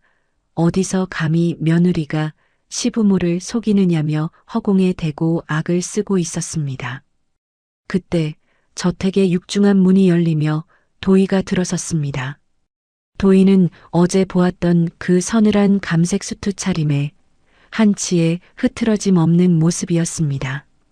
그 뒤로 박 대표와 대형 로펌의 변호사들, 그리고 한 이사로 임명된 수아가 서류 뭉치를 든 채 당당하게 따라 들어왔지요. 도희의 구두 소리가 대리석 바닥에 규칙적으로 울릴 때마다 상우의 어깨가 움찔거렸습니다. 다들 모여 계셨네요. 밤새 안녕하셨는지 여쭙기엔 몰골들이 말이 아니시네요. 도희는 우아하게 소파 상석에 자리를 잡고 앉았습니다. 평소라면 도희가 무릎을 꿇고 차를 내왔을 자리였지요. 강희자가 독이 바짝 오른 눈으로 도희를 쏘아붙였습니다. 아, 김도희, 내가 감히 누굴 데리고 우리 신성한 집에 발을 들여. 내가 회장이면 회장이지. 집에서는 그저 내 아들 발 닦아주던 마누라 아니야? 당장 이 사람들 내보내지 못해. 강희자가 달려들려 하자 보안 요원들이 철벽처럼 가로막았습니다. 도희는 가소롭다는 듯 찻잔 대신 앞에 놓인 서류 파일을 집어들었습니다. 어머님, 이제 그 천박한 입 좀 다무시죠.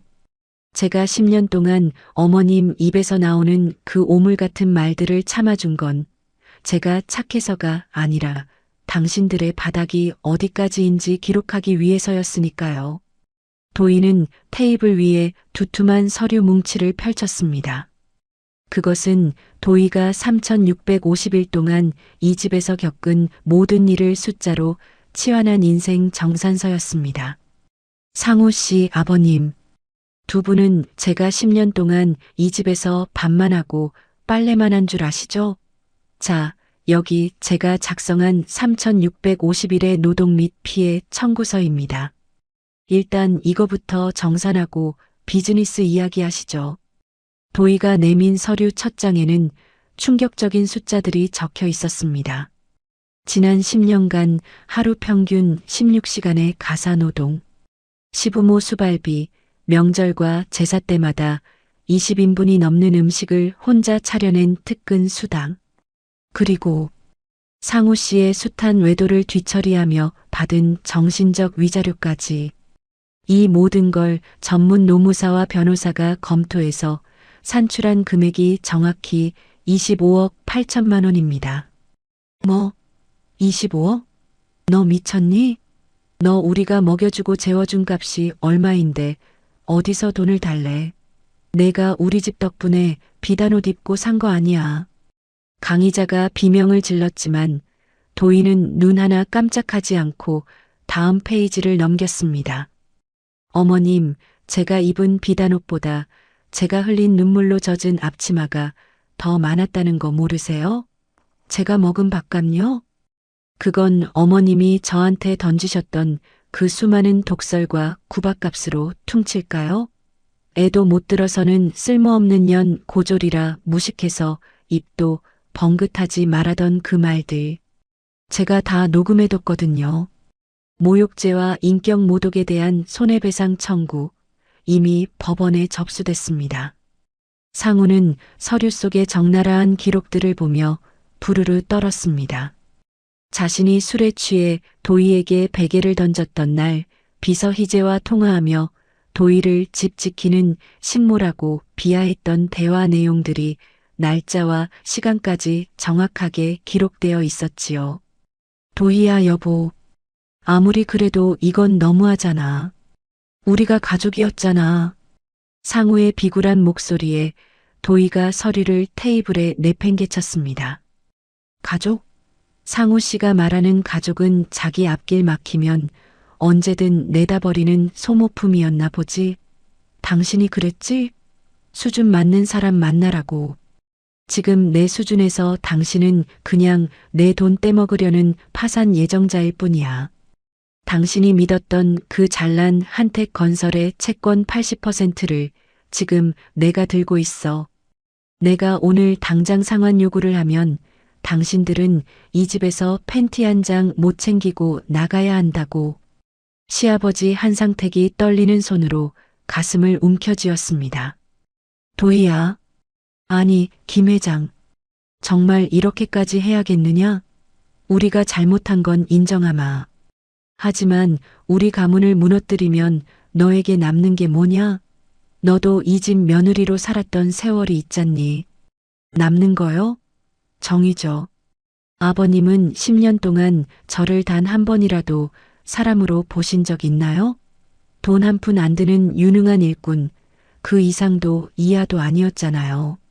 수아 씨가 유학 가서 공부할 때 저는 아버님 이중장부 정리해주면서 밤을 지새웠어요. 근데 아버님은 저한테 고졸이라고 뉴스도 보지 말라고 하셨죠. 그 무식한 며느리가 아버님 회사에 급소를 쥐고 있다는 생각 꿈에도 못 하셨죠? 옆에서 지켜보던 수아가 결연한 표정으로 거들었습니다. 아버지, 언니는 이 집안의 은인이 될 수도 있었던 사람이에요. 그런데 아빠랑 오빠가 그 기회를 발로 찼어. 아니, 아예 짓밟아 버렸지. 언니가 10년 동안 가계부 쓰는 척하면서 분석했던 게 다 오빠네 회사 부실 회계였다는 거 알아?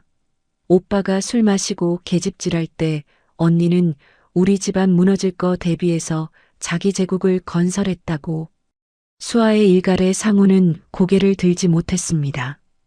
도희는 이제 마지막 통보를 하듯 서랍에서 각서 한 장을 꺼냈습니다. 상우 씨, 이 청구서에는 당신이 희재 씨한테 사준 명품 가방이며 오피스텔 보증금도 다 포함되어 있어. 그게 다 회사 공금에서 나갔더라고. 업무상 횡령으로 고소당하기 싫으면 지금 당장 내가 내미는 이각서에 서명해. 도희가 내민 것은 한택 건설 경영권 포기 및 전 자산양도 합의서였습니다. 상우는 펜을 쥔 손을 덜덜 떨었습니다. 이 종이에 서명하는 순간 그는 화려했던 부사장 자리에서 내려와 평생 겪어보지 못한 빈털터리가 되는 것이었지요. 서명 안 하면 어떻게 되는데? 어떻게 되긴. 오늘 오후 4시에 바로 부도 공시 낼 거야. 그럼 당신이랑 아버님은 구속수사를 받게 되겠지. 분식회계의 횡령, 그리고 탈세까지. 아마 감옥에서 꽤 오래 사셔야 할걸요? 어머님은 그 호화로운 안방 대신 차가운 유치원 접견실에서 아들 얼굴이나 보며 사셔야 할 테고. 도희의 단호한 태도에 상우는 결국 눈물을 뚝뚝 흘리며 각서에 도장을 찍었습니다. 10년 동안 무소불위의 권력을 휘둘러왔던 가문의 권위가 종이 한 장에 사라지는 순간이었습니다. 도인은 그 각서를 비서에게 건네며 차갑게 돌아섰습니다. 상우 씨 아버님, 오늘은 서류로만 말씀드렸어요. 이제 곧 법원에서 직접 연락이 갈 거예요. 10년 동안 제가 차려준 밥 먹고 호강하셨으니 이제부터는 그 대가를 소금보다 짜게 치르셔야 할 겁니다. 도인은 현관을 나서기 전 마지막으로 주방 쪽을 바라보았습니다. 10년 전 상우의 따뜻한 말 한마디에 속아 꿈을 포기하고 들어왔던 그 좁고 습했던 공간. 이제 그곳은 도희에게 아무런 의미도 없는 빈 껍데기에 불과했습니다. 어머님, 내일은 이 집 거실에 있는 그 비싼 도자기랑 그림들, 감정사들이 와서 살펴볼 테니 먼지 하나 없이 잘 닦아두세요. 어차피 이제 다 제 거니까요. 10년 동안 제가 했던 일, 이제 어머님이 직접 해보시는 것도 좋은 경험이 되겠네요. 강의자는 허탈한 듯 바닥에 주저앉아 넋이 나간 표정을 지었습니다. 도인은 시부모의 비참한 모습을 뒤로하고 저택을 빠져나왔습니다. 대문을 나서는 도희의 뒤로 시어머니의 뒤늦은 비명과 상우의 통곡 소리가 들려왔지만 도희는 단 한 번도 고개를 돌리지 않았습니다. 도희를 태운 차가 한남동 언덕을 내려갈 때 도희는 자신의 손을 내려다보았습니다. 거칠어진 손마디와 물기가 가실 날 없던 손등. 하지만 이제 그 손에는 세상을 움직이는 거대한 자본의 열쇠가 쥐어져 있었습니다. 대표님, 이제 정말 시원하세요? 박 대표의 물음에 도희는 창밖에 눈부신 하늘을 보며 대답했습니다. 아니요, 박 대표님. 이제 겨우 영수증 한 장 발행했을 뿐이에요. 본격적인 수금은 이제부터 시작이죠. 그들이 3,650일 동안 나를 멸시한 데가 단 1원도 깎아주지 않고 다 받아낼 거예요. 도희의 눈동자는 그 어느 때보다 서늘하고 형형하게 빛나고 있었습니다. 여왕의 귀환은 누군가에게는 찬란한 축제였지만 오만했던 한택 건설 가문에게는 가장 참혹한 심판의 시작이었습니다. 한남동 저택의 고요한 아침을 깨운 것은 우아한 클래식 음악이 아니었습니다. 그것은 법원에서 들이닥친 집달관들의 거친 구두 소리와 사정없이 문을 두드리는 소리였지요. 시어머니 강의자는 안방에서 자개 보석함을 정성스레 닦다 말고 버선발로 뛰어나왔습니다. 이게 무슨 천인공노할 짓이야. 여기가 어디라고 감히 함부로 들어와. 당장 그 더러운 발 안 치워? 강의자가 악을 쓰며 가로막았지만 집달관들의 손에는 이미 수백 장의 빨간 압류 딱지가 들려 있었습니다. 그들이 가장 먼저 딱지를 붙인 것은 거실 한복판을 차지한 무형문화재 장인이 만든 십장생 자개장이었습니다. 강의자가 대대손손 가업의 자부심이라며 금이야 옥이야 아끼던 물건이었지요. 안 돼. 이 자개장이 어떤 건데. 우리 어머니가 나 시집 올 때 해준 보물이란 말이야. 이 무식한 놈들아, 손 떼. 강의자가 자개장을 온몸으로 안으며 울부짖었지만 법 집행은 냉혹했습니다. 집안의 명물이었던 거대하고 묵직한 이태리제, 대리석 식탁, 벽면을 가득 채운 동양화, 거장들의 수묵화, 심지어는 안방 금고 속에 숨겨두었던 황금 거북이와 진주 목걸이까지 예외 없이 빨간 딱지가 붙었습니다. 거실은 순식간에 붉은 상처를 입은 듯 기괴한 모습으로 변해갔지요. 그때 현관문이 열리며 도희가 들어섰습니다. 어제와는 또 다른 범접할 수 없는 위엄을 풍기는 진회색 수트 차림이었습니다. 도희의 구두 소리가 대리석 바닥에 규칙적으로 울릴 때마다 강의자의 어깨가 파르르 떨렸습니다. 어머님, 이제 그만하세요. 이 집 어제부로 제 개인 명의로 소유권 이전이 끝났습니다. 이제 어머님은 제 허락 없이 남의 집 물건에 손을 대고 계신 거예요. 도희의 서늘한 선언에 강희자는 고개를 번쩍 들고 도희를 노려보았습니다. 아, 김도희, 내가 사기를 친 거지?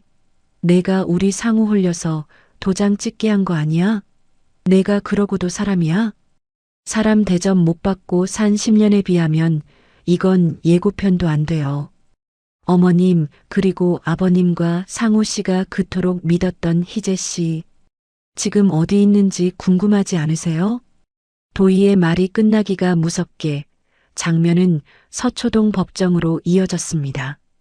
한택 건설의 비자금 조성과 횡령 혐의로 기소된 상우는 수의를 입은 채 초췌한 모습으로 피고인석에 앉아 있었지요. 상우는 마지막까지 희재가 나타나 자신을 구해줄 것이라 굳게 믿고 있었습니다. 하지만 법정의 육중한 문이 열리고 증인석에 오른 희재의 모습에 상우는 심장이 멎는 것 같았습니다. 도희가 미리 손을 써서 도주로를 차단하고 검찰에 자수하게 만든 희재는 이미 도희가 제시한 거기에 합의금과 형량 거래에 완벽히 포섭된 상태였지요. 증인 서희재, 피고인 한상우가 비자금을 조성할 때 어떤 역할을 했습니까?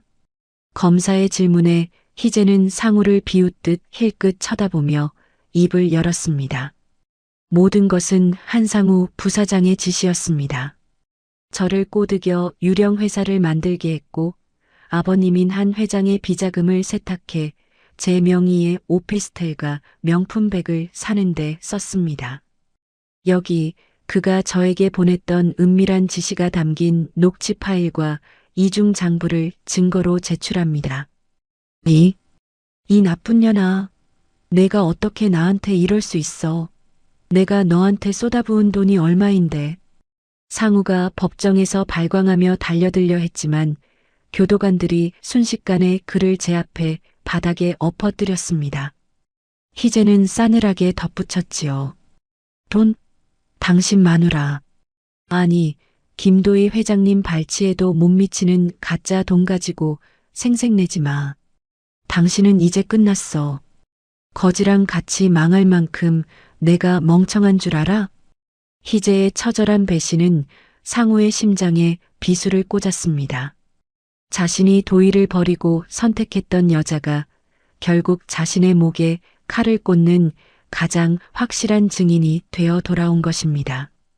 상우가 절규하며 끌려나가는 동안 도희는 방청석 맨 앞줄에서 그 뒷모습을 조용히 지켜보았습니다.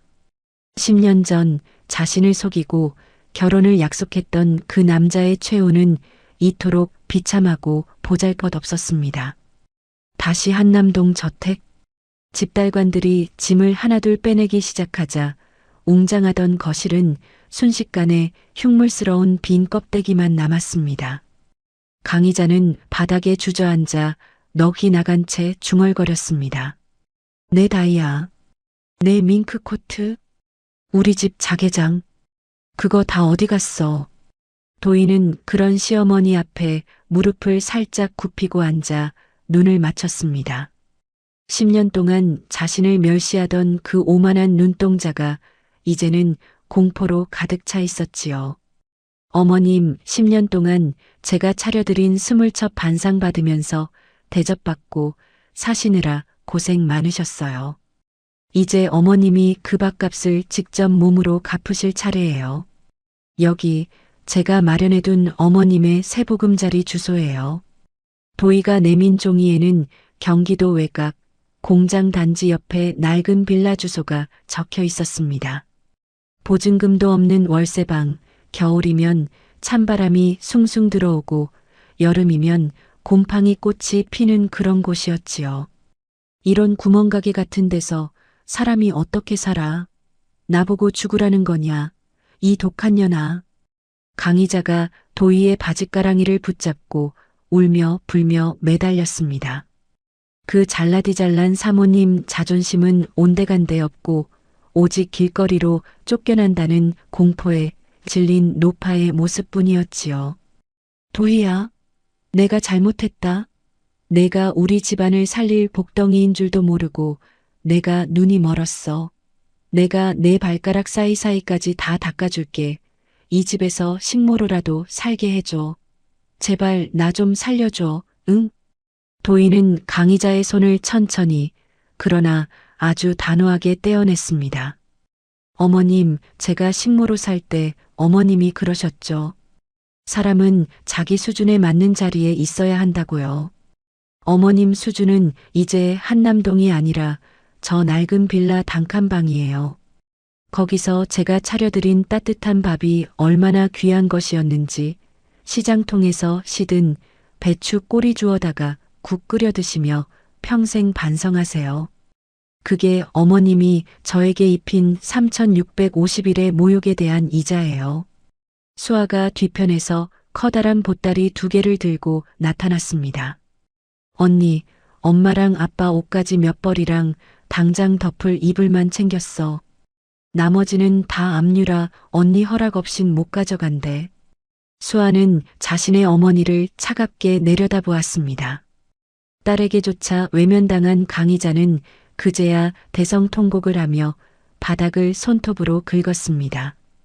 도인은 저택의 중앙 계단을 천천히 걸어 올라가 가문의 자부심이라며 걸어두었던 거대한 금색 액자의 가운을 직접 떼어냈습니다. 박 대표님, 내일 아침 일찍 철거팀 부르세요. 이 집 뼈대만 남기고 싹 밀어버릴 겁니다. 10년 동안 쌓인 이 집구석의 가식적인 냄새, 단 한 톨도 남지 않게 깨끗이 청소하세요. 알겠습니다, 회장님. 도인은 현관문을 열고 밖으로 나갔습니다. 마당에는 집달관들에 의해 쫓겨난 시어머니와 시아버지가 낡은 보따리를 껴안고 주저앉아 있었습니다. 도인은 그들을 지나쳐 대기하고 있던 최고급 세단에 올라탔습니다. 차창 너머로 멀어져가는 한남동 저택의 모습은 이제 거대한 무덤처럼 보였습니다. 차 안에서 도인은 핸드폰을 켰습니다. 경제뉴스에는 한택건설 파산 및 DH인베스트먼트 인수 합병 추진이라는 기사가 대대적으로 보도되고 있었지요. 도인은 조용히 눈을 감았습니다. 10년의 인내가 만들어낸 가장 화려하고 처절한 복수극의 정점이 지나가고 있었습니다. 언니, 기분이 어때? 드디어 저 사람들 다 쫓아냈는데. 수아의 물음에 도인은 창밖에 눈부신 서울 도심을 보며 대답했습니다. 수아 씨, 나는 복수가 끝났다고 생각하지 않아. 이제부터가 진짜야. 저 사람들이 가진 이름과 명예를 다 앗아갔으니 이제는 그들이 평생 가난이라는 형벌 속에서 자신들이 저지른 죄를 곱씹게 만들어야지. 그게 내가 견딘 시간들에 대한 진짜 수금이니까. 도희의 목소리는 밤바람처럼 서늘했습니다. 압류의 종소리는 한택건설 가문의 몰락을 알리는 조종이었고 동시에 여왕 도희의 새로운 제국을 알리는 축포였습니다. 세단은 어둠을 가르고 화려한 강남의 불빛 속으로 유유히 사라졌습니다. 이제 도희의 앞에는 누군가의 아내가 아닌 오직 자신의 이름으로 읽어갈 새로운 세상이 펼쳐져 있었습니다. 서초동 법원 대법정의 공기는 얼음장보다 차가웠습니다.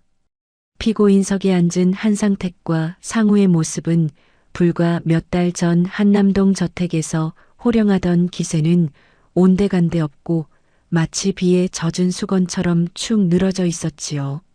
재판장이 안경 너머로 피고인들을 엄중히 내려다보며 판결문을 읽어내려갈 때마다 법정 안에는 마른 침 삼키는 소리조차 크게 들릴 정도의 정적이 흘렀습니다.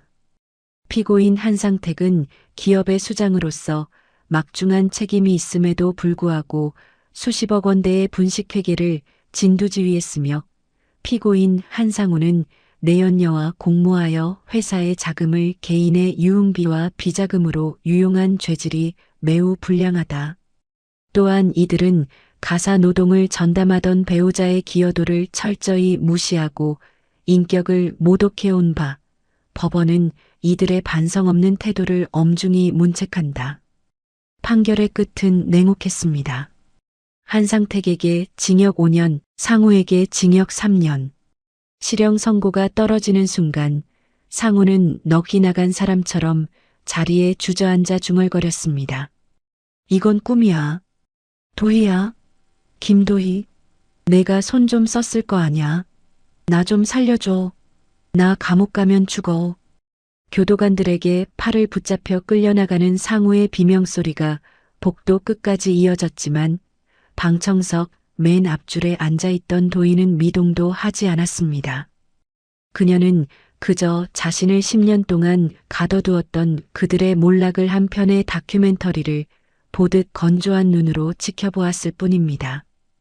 휠체어에 실려나가는 친부 한상택의 초라한 뒷모습을 보며 수아는 소리 없이 눈물을 훔쳤지요.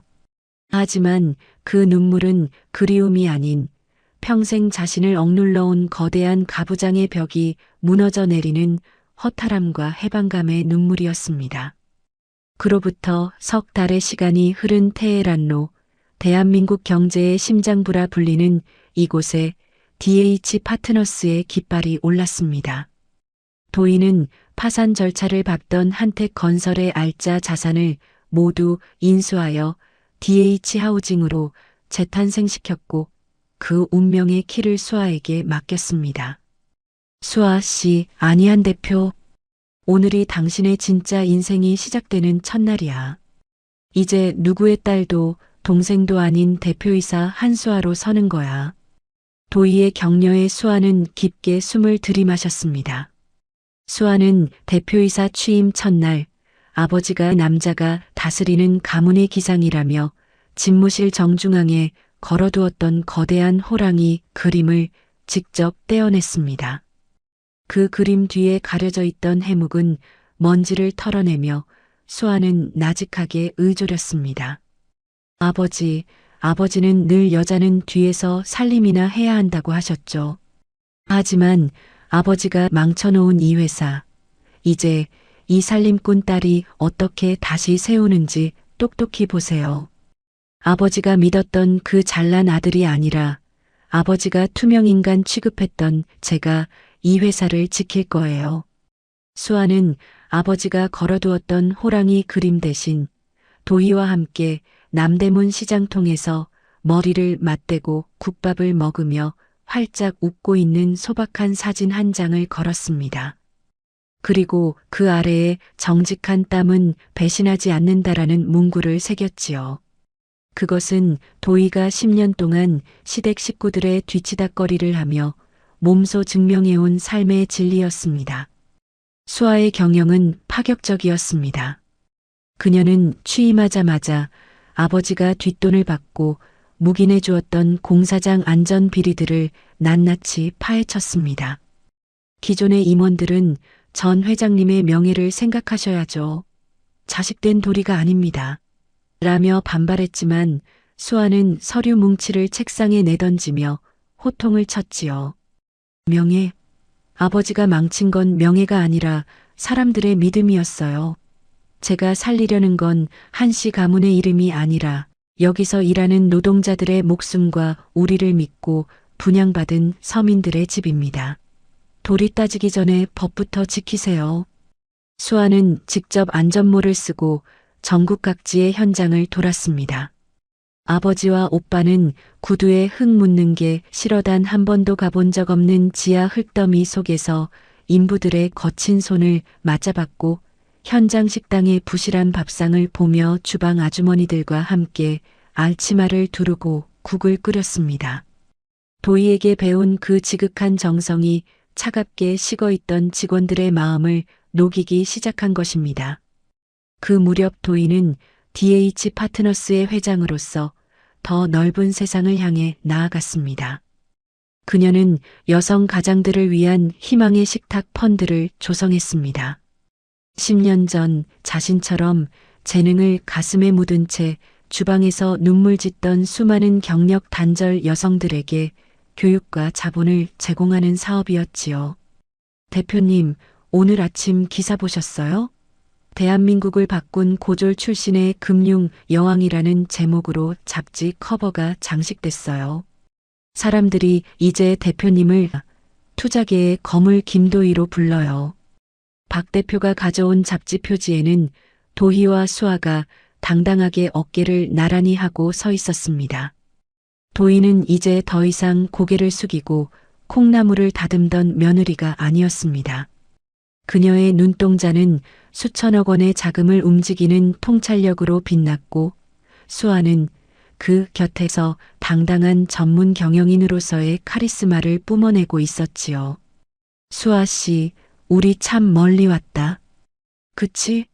불과 몇 달 전만 해도 그 한남동 저택 구석에서 내일 제삿날 올릴 고기 밑간이나 걱정하고 있었는데 그때 수아 씨가 나한테 몰래 건네준 초콜릿 하나가 얼마나 큰 힘이 됐는지 몰라.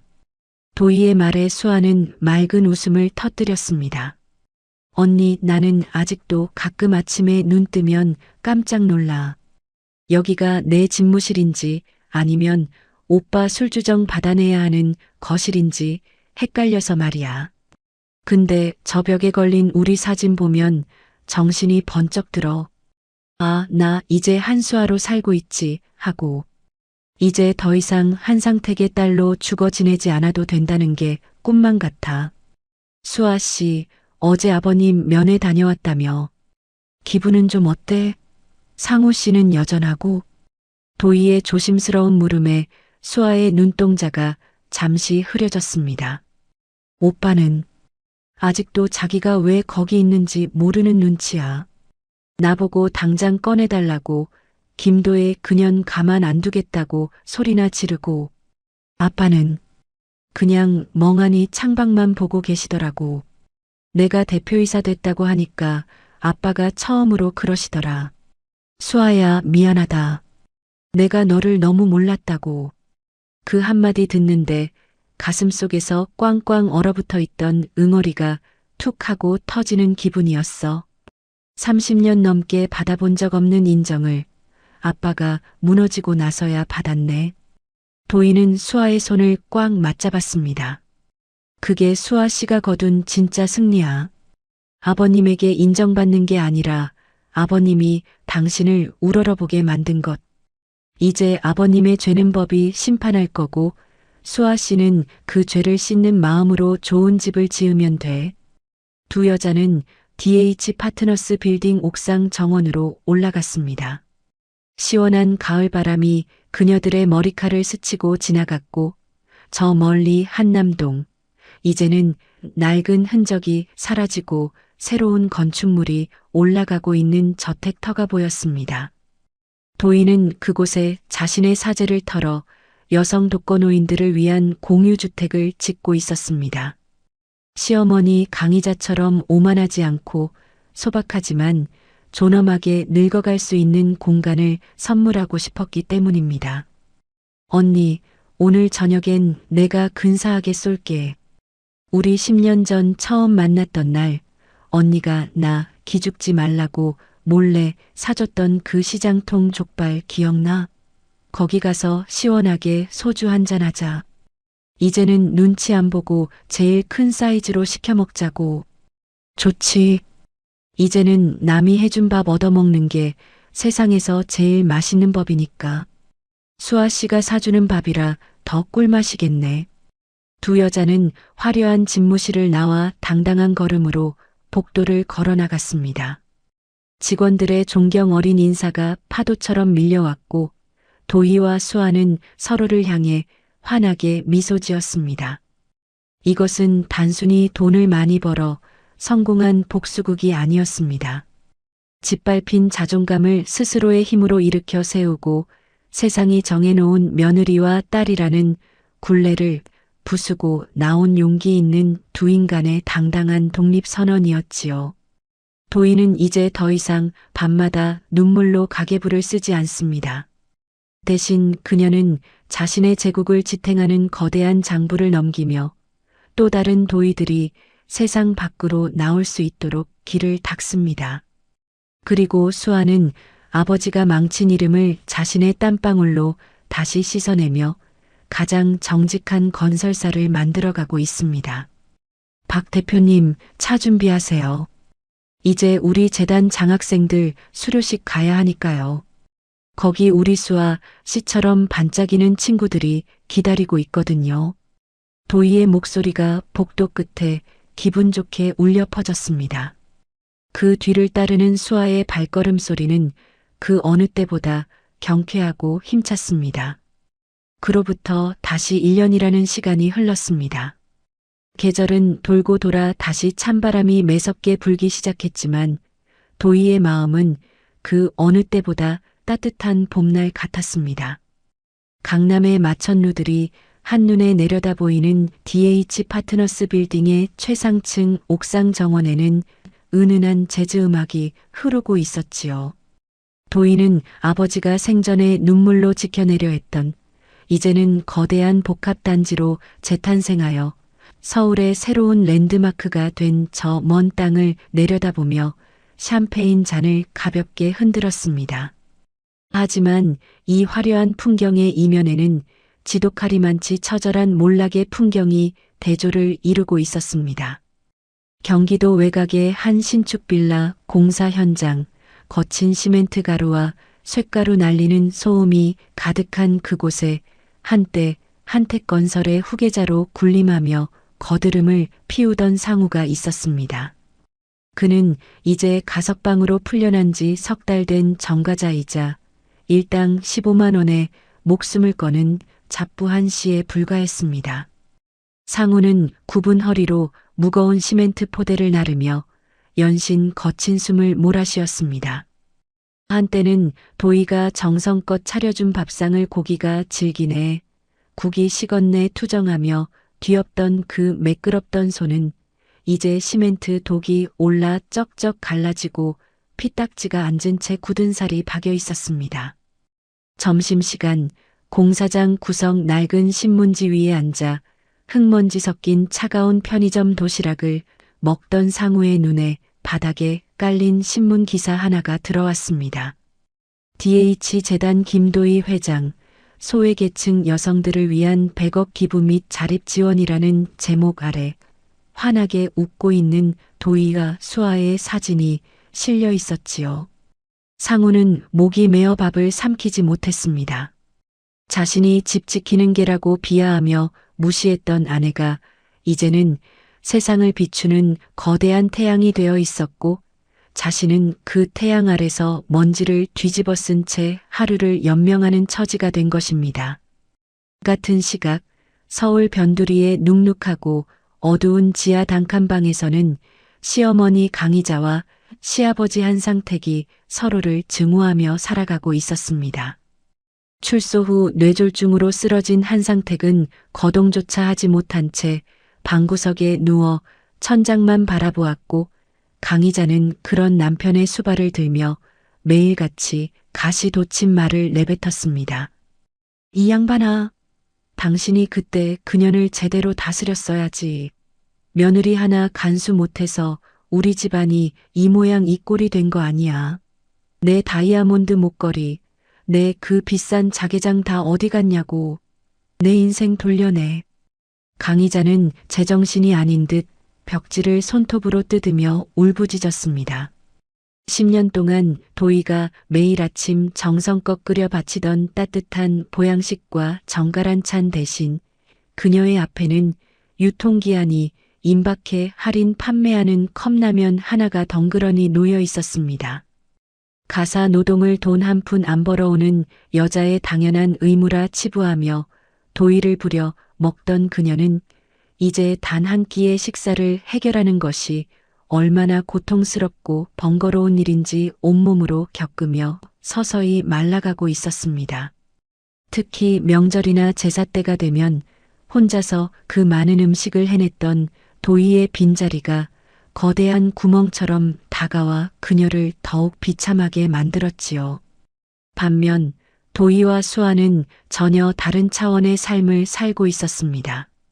도희는 자신의 이름을 내건 김도희 재단을 설립하여 사회적 약자들을 위한 봉사와 후원에 온 힘을 쏟고 있었습니다. 특히 재단 설립 1주년을 맞아 도희와 수아는 화려한 파티 대신 직접 앞치마를 두르고 서울역 인근의 무료 급식소에서 노숙인들을 위한 대규모 배식 봉사에 나섰습니다. 자, 어르신. 따뜻한 사골 국밥 한 그릇 드시고 기운 내세요. 여기 고기 반찬이랑 갓 담근 김치도 넉넉히 담았습니다. 모자라면 말씀하세요. 얼마든지 더 드릴게요. 도희의 손놀림은 익숙하고 정갈했습니다. 10년 동안 시댁의 까다로운 제사상과 손님 잔치상을 차리며 익혔던 그 섬세한 손맛과 솜씨가 이제는 굶주린 이들의 배를 채워주고 상처받은 마음을 어루만지는 자비의 손길로 변해 있었지요. 수아 역시 이마에 맺힌 땀을 닦을 새도 없이 구슬땀을 흘리며 밥을 퍼담았습니다. 수아는 아버지가 망친 건설이라는 업의 본질을 다시 세우고 있었습니다. 그녀는 DH 하우징의 수익금 상당 부분을 출연하여 무주택 서민들과 싱글맘들을 위한 꿈의 보금자리 공공주택을 짓고 직접 현장을 돌며 부실 공사가 없는지, 자재는 정직한 것을 쓰는지 꼼꼼히 체크했습니다. 언니, 나 오늘 현장 다녀왔는데 입주 예정자인 한 아주머니가 내 손을 꽉 잡으면서 우시더라고. 자기 평생 이렇게 튼튼하고 따뜻한 집은 처음 본다고, 정말 고맙다고 말이야. 그 말 듣는데 나 정말 심장이 터질 것 같았어. 아빠가 지었던 집들은 다 누군가의 눈물과 부실로 쌓은 모래성이었는데 이제 내 손으로 지은 집은 누군가의 든든한 요새가 된 거잖아. 나 이제야 아빠의 딸이 아니라 경영인 한수아로 숨쉬는 것 같아. 수아의 고백에 도희는 말없이 수아의 젖은 손을 토닥였습니다. 봉사를 마치고 옥상으로 돌아온 두 사람은 아버지가 목숨처럼 아꼈던 그 땅, 이제는 수많은 서민의 꿈과 희망이 연그러가는 그 대지를 내려다보며 건배를 했습니다. 도희는 가방에서 새로 인쇄된 명함 한 장을 꺼냈습니다. 거기에는 그 어떤 거창한 직함도 없이 오직 이름 세 글자만 선명하고 당당하게 박혀 있었습니다. 수아 씨, 나는 오늘 명함을 새로 만들었어. 회장 김도희도 아니고 누구의 며느리나 아내도 아닌 그냥 김도희 세 글자만 적힌 명함이야. 누군가 나를 부를 때 배경이 아닌 나 자신으로 불러주길 원했거든. 10년 전 결혼과 동시에 사라졌던 내 이름을 이제야 온전히 되찾은 기분이야. 도희는 명함을 가만히 어루만지며 옥상 난간으로 다가갔습니다. 시원한 밤바람이 그녀의 머리칼을 스치고 지나갔고 도심의 불빛은 마치 그녀의 성공을 축하하는 조명처럼 찬란하게 일렁였습니다. 인생은 학벌이나 배경, 누군가가 붙여준 껍데기로 증명하는 게 아니더라. 10년 동안 나를 무시하며 고졸이라 비하하던 그들의 독설은 나를 가두는 벽이 아니라 내가 더 높이 날아오를 수 있게 해준 디딤돌이었어. 그 모진 세월 속에서 내가 매일 밤 가계부를 쓰며 분석했던 경제 흐름과 주방에서 배운 인내와 실력이 결국 내 이름을 되찾아준 거야. 인생은 결국 남이 주는 자리가 아니라 스스로 일궈낸 실력으로 말하는 거더라고. 도희의 환한 미소는 그 어떤 값비싼 보석보다 눈부시게 빛났습니다. 그녀는 이제 더 이상 과거를 후회하거나 시댁 식구들을 향한 증오에 에너지를 쓰지 않았습니다. 3650일의 인내가 만들어낸 결실은 단순한 복수를 넘어 진정한 자아를 발견하고 타인을 돕는 성숙한 인간으로서의 완성이었습니다. 언니 정말 대단해. 뉴스도 못 보게 하고 무식하다 구박하던 그 사람들이 지금은 언니가 만든 재단에 줄 서서 도움을 요청하는 꼴이라니. 인생은 정말 끝까지 가봐야 아는 건가 봐. 그치? 수아의 너스레에 도희는 기분 좋게 웃음을 터뜨렸습니다. 두 여자는 서로의 손을 꽉 맞잡았습니다. 시댁 식구들이 곰팡이 핀 단칸방에서 과거의 헛된 영광에 매달려 서로를 원망하며 서서히 무너져갈 때 도희와 수아는 사회의 가장 낮은 곳을 돌보며 진정한 제국을 건설했습니다. 그 제국은 돈으로 세운 성벽이 아니라 사람에 대한 예의와 정직한 땀방울, 그리고 꺾이지 않는 자존감으로 세운 난공불락의 요새였습니다. 도희는 옥상 아래로 보이는 환한 도심의 불빛을 향해, 그리고 10년 전 눈물 짓던 과거의 자신을 향해 큰 소리로 외쳤습니다. 내 이름은 김도희.